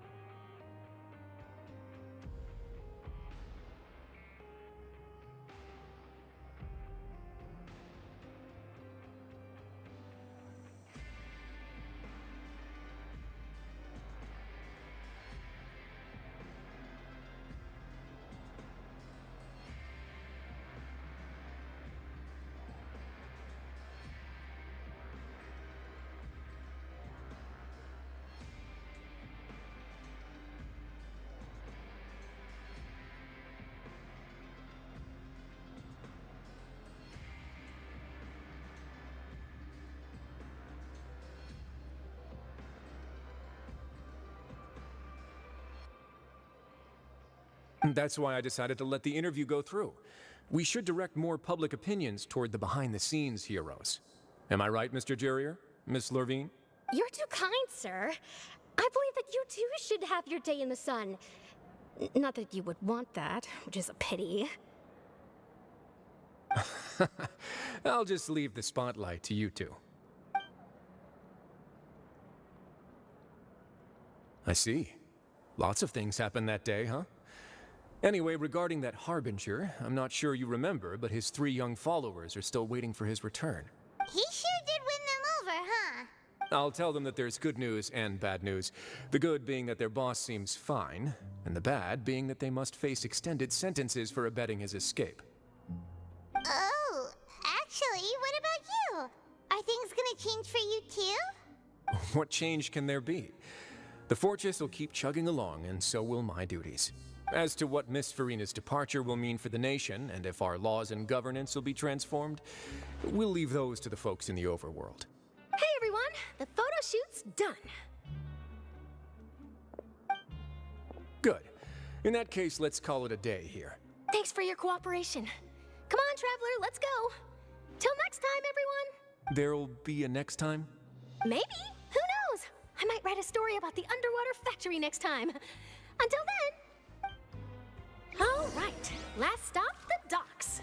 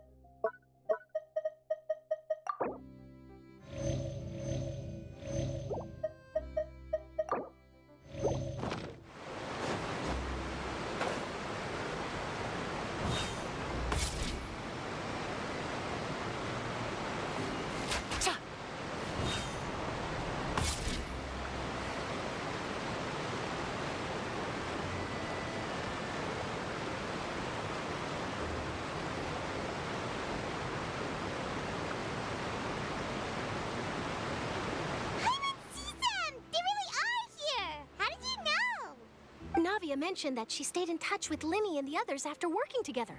Apparently, they've been at the docks distributing these strange pockets the whole time since. Traveler, Paimon. And Miss Charlotte, too. Would you like a magic pocket? What sort of gadget is it? It's a wondrous bag that can be used to carry many things. The water level has returned to normal, but if you see any of your things floating around, you can use this to carry them. Or you could trick a friend into doing it for you. Trick a friend? I wonder which of my friends would fall for that.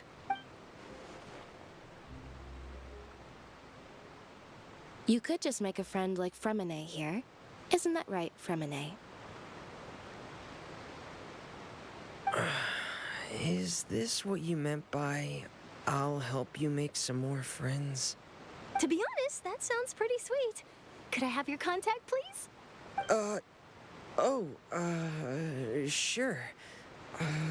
Please, write down my address. You sure are working hard to help Fremine socialize. He was the one who proposed doing this. He even wants to assist in our magic shows. Yes, I was planning to first introduce Pear as an assistant, and later Fremine himself. In the future, I think we can leave underwater escape magic to him too.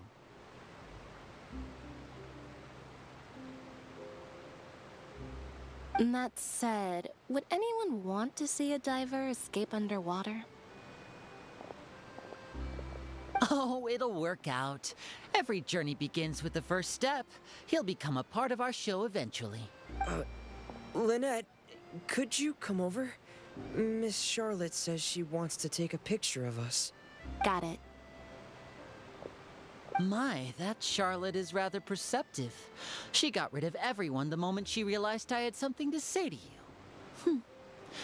So, how have things been, Traveler? Father says that you did a great deal during the latest events. She's very grateful for your contributions to Fontaine. That's all right. We were more than happy to help.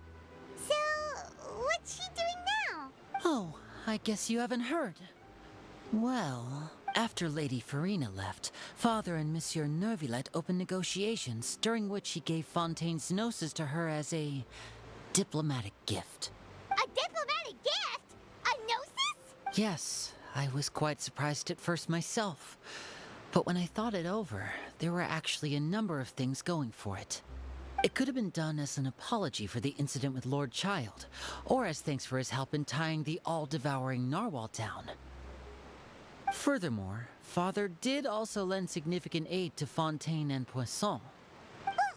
That's true, but this is a gnosis we're talking about.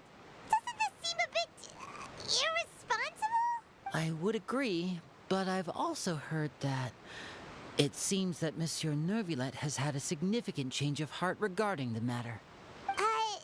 So there's some reason for this that only Neuvillette knows about? I suspect you'll have to ask him about that yourself. Yes, speaking of which, I did see him strolling around the entrance to the Fortress of Meripede a while back. Isn't he real busy and stuff? Paimon didn't think he'd have the time for that. But back to the topic. The gnosis was given to the knave, right? What about Child? They say that he's returned to Snezhnaya to recover from his wounds. I hear that the recent disaster really did a number on his health. That's true. When you think about it, we've had loads of run-ins with the Fatui. To think we'd be allied with them this time. So shocked by such a simple switching of sides?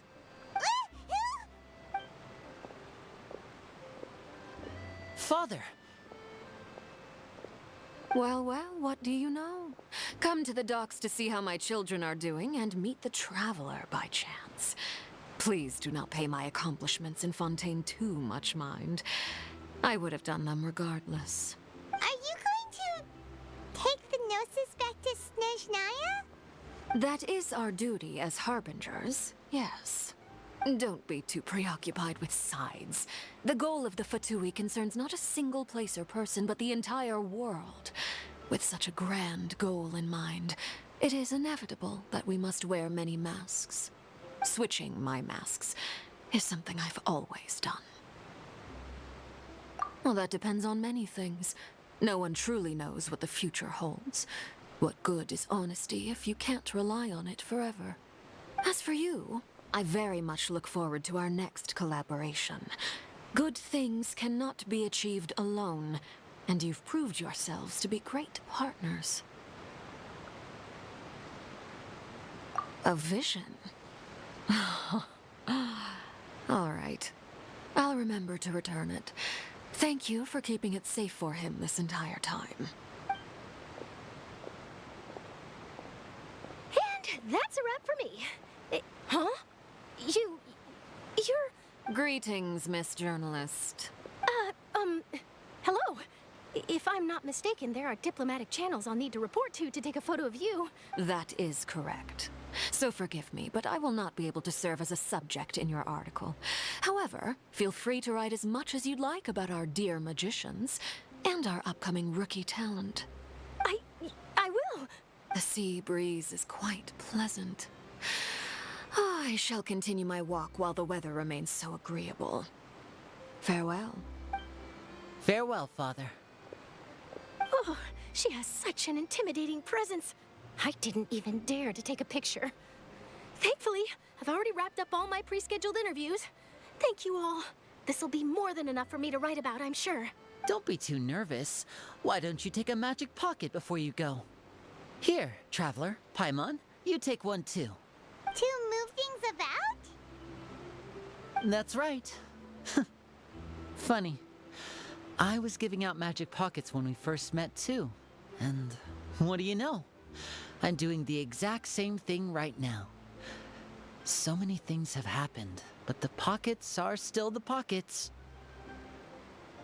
I guess this must be life. We will all follow our own paths, and serendipity will lead you to your fated friends. All right then. We'll be handing out pockets in some other districts later, so we'll get going now. Have a good day, you two. Well, guess we sent Charlotte off. Shall we go see what Neverlette's doing? As long as he's not so busy that he doesn't have time to chat anyway.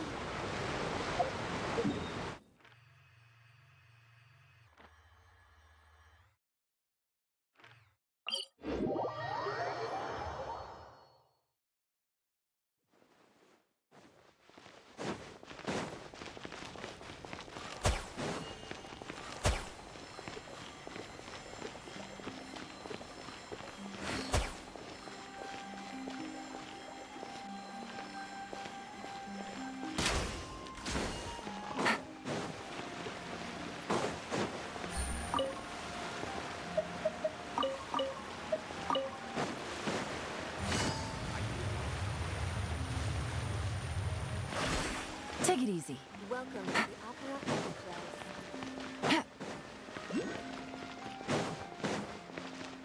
The entrance to the fortress! Ooh, he really is there!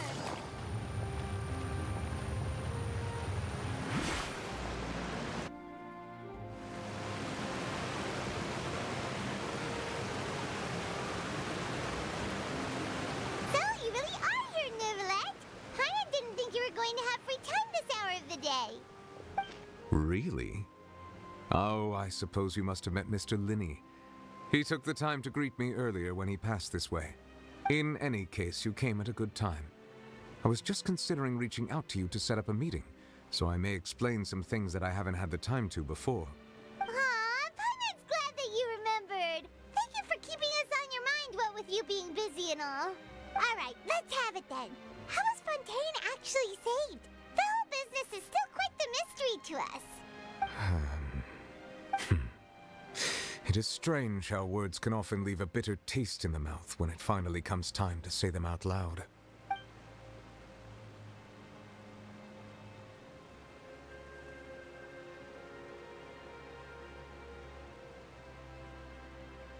Whoa. So that's what happened? Focalord destroyed the divine throne of the Hydro Archon and restored your power to you, transforming you into a fully fledged elemental dragon sovereign. But Paimon still doesn't quite get what you did to save the Fontanians from dissolving. For me, the authority of the ancient dragons refers to absolute control over the hydro element.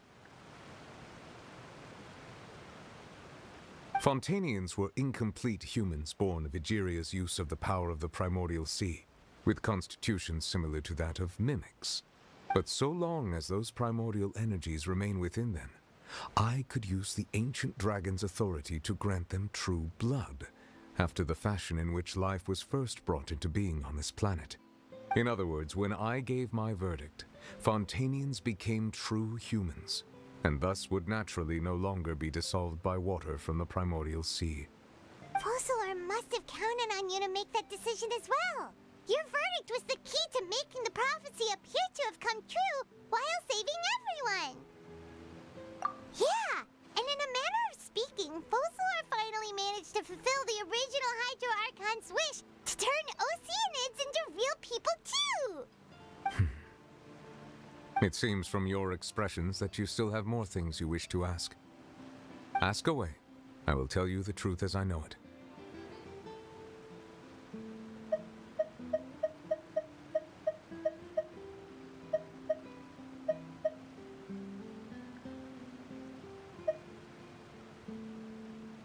Yeah, about that. Risley said Farina has already left. What's that all about? Ah, Lady Farina. The people are only aware that her death sentence has not been carried out. She abdicated the post of Hydro Archon and left affairs related to that title to me, before leaving the Opera House. I related Fossilor's words to her faithfully and completely. After hearing them, she seemed neither saddened nor comforted. She simply said that she was tired and needed to rest. Having said that, she then packed her things and moved out of the Opera House, not unlike how an ordinary person might. But she's still got a place to stay, right? You need not worry. I will make arrangements to ensure that she will not want for food, clothing, board, or travel. In truth, I am somewhat happy for her. The wear and tear on her spirit will, of course, take time to heal. But now that she no longer has to play the role of Fossilor the Hydro Archon, she can finally lay down her burdens and lead a normal life. What about you then? What are your plans now that you've regained your full powers as the Hydro Dragon? After Fossilor passed on, the Oratrice also ceased to function. This matter will directly affect our trials. After much careful consideration, I've decided to take over its role in our courts. From now on, I shall hear cases and pass verdicts by myself. Looks like you're still considering stuff from the perspective of the Udex, huh? As an elemental dragon, there are indeed many things that I must do. But this power and this duty, in a manner of speaking, you could say that both were granted to me. As such, before I attend to my other responsibilities, I must first and foremost continue to serve Fontaine as its highest judge. The duty of the Hydro Sovereign and the duty of the Udex shall coexist within my person.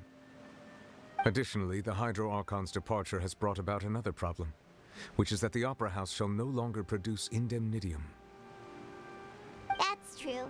That power was derived from the people's faith in the Hydro Archon, wasn't it? Wait, but the various mechs and machines in the city are all still okay. Where are they getting their energy from? As I am now, I have full command over New Musia, and it can serve as a complete substitute. Another reason why I cannot quite leave Fontaine immediately. Wow.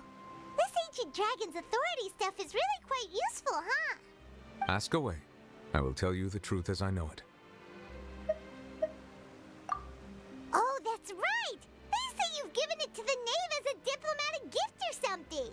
Leaving aside their intentionality, the two Fatui Harbingers have indeed done much for us during this crisis. Their sole remaining goal in Fontaine, at least at this point, would seem to be the Gnosis. The Oratrice has ceased to function. The Hydro Archon's divine throne is now no more, and I do not need the Gnosis's power.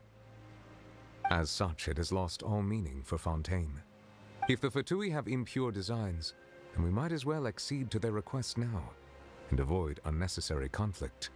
What complicated considerations! Paimon thought you were just giving it to them out of gratitude to the Knave and as an apology to Child. Ask away. I will tell you the truth as I know it.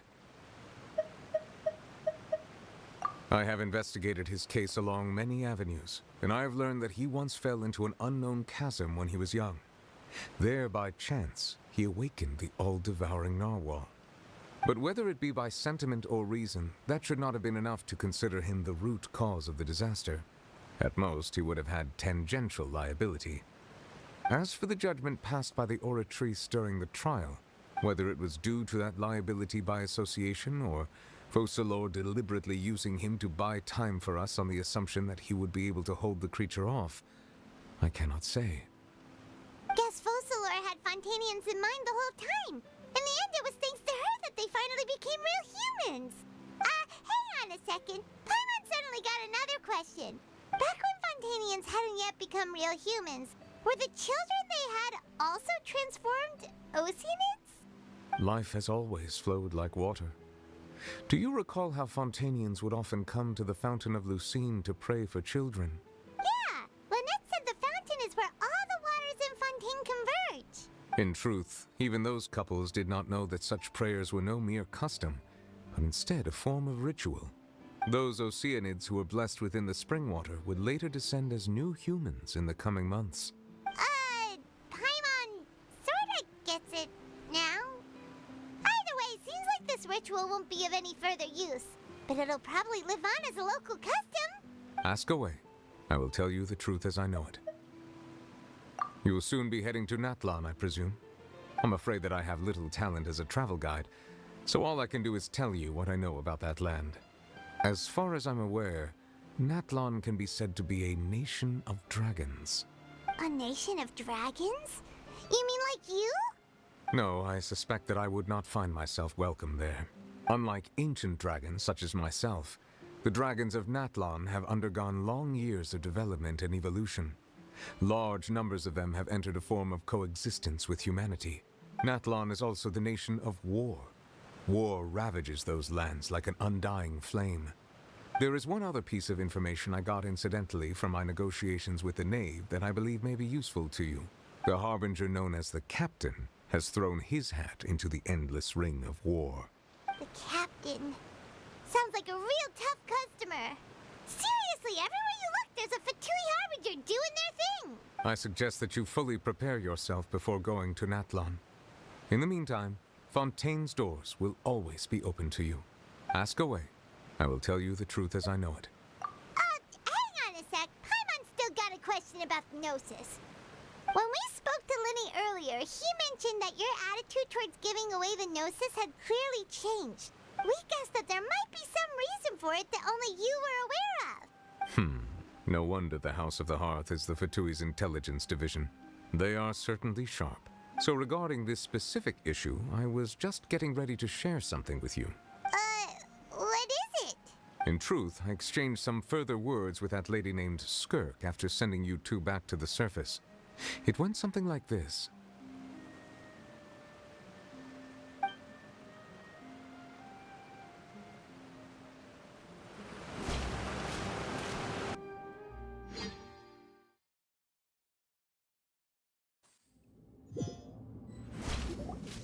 Well, we're going to head topside to see what's going on. You hurry over soon as well, all right, Nervalet?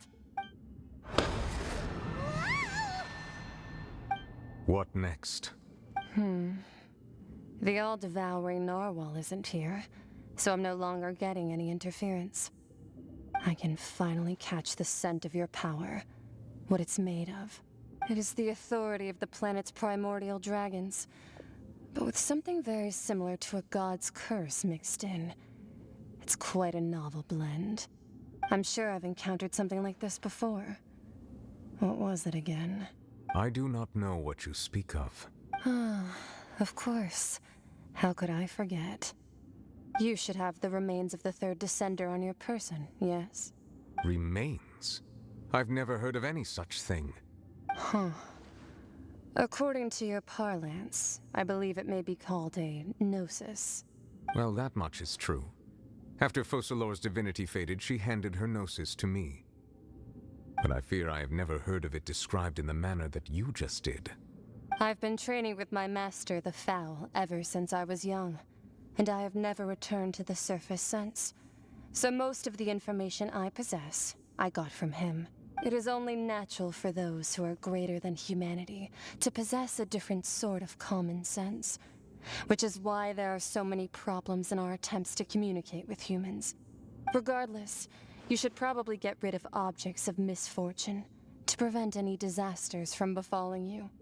To live in itself is a blessing. But once a person dies, the bonds he once had with this world shall all turn to curses. What do you mean by that? No need to fret. These are just my personal thoughts, and my reason for no longer wishing to return to the surface. This third descender you refer to, who are they? And when did they die? Master never mentioned them to me.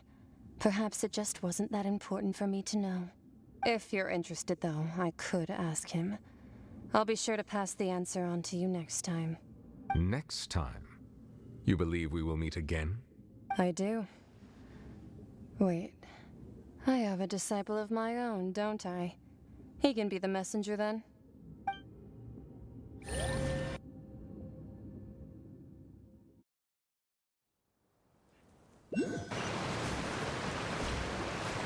That's what she told me. Whether it would prove useful or not, I wanted to pass that information on to you.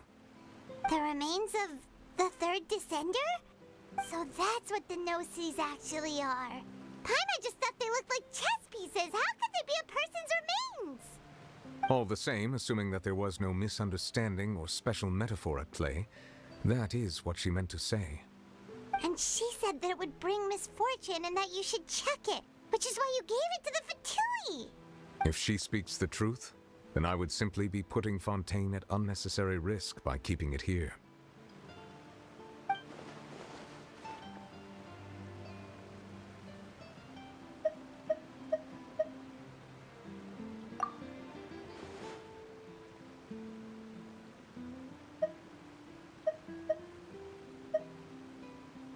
I had guessed that you might already be familiar with this concept, but I did not expect you to be one of them. That means that the Gnosis, which are exceedingly element-compatible and can even enhance elemental abilities, do indeed come from the third descender. I wonder, does your body also possess similar properties? Like being able to use elemental powers without a vision. That does sort of count as special compatibility, right? No, let's not think about this stuff right now. It just feels creepy, comparing the Traveler to the dead third descender and all. That's what you say, but this topic still feels like bad luck. Once Child recovers, let's get some more answers out of him. Or go look for his master and get the answers that way. I too believe it unwise to make too many blind guesses when information is lacking. The same is true of being at court. All right. Whatever the case, it seems like the crisis here in Fontaine's over for now. Yes. All of Focalor's efforts were for this moment as well. But she sacrificed herself in the end as a god, and she suffered through all those years as a human. Was that really what she wanted? I suppose that would be the mystery of a god's will.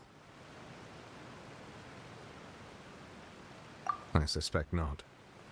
But once in a while, I too would guess that if wishes were like the clouds in the sky, they will one day return to the earth as raindrops. Life flows like water, and rain is the final answer. The water levels may sometimes tilt one way or another, but the rain falls fairly upon all. And what, ultimately, is the difference between the rains that fall upon all of us?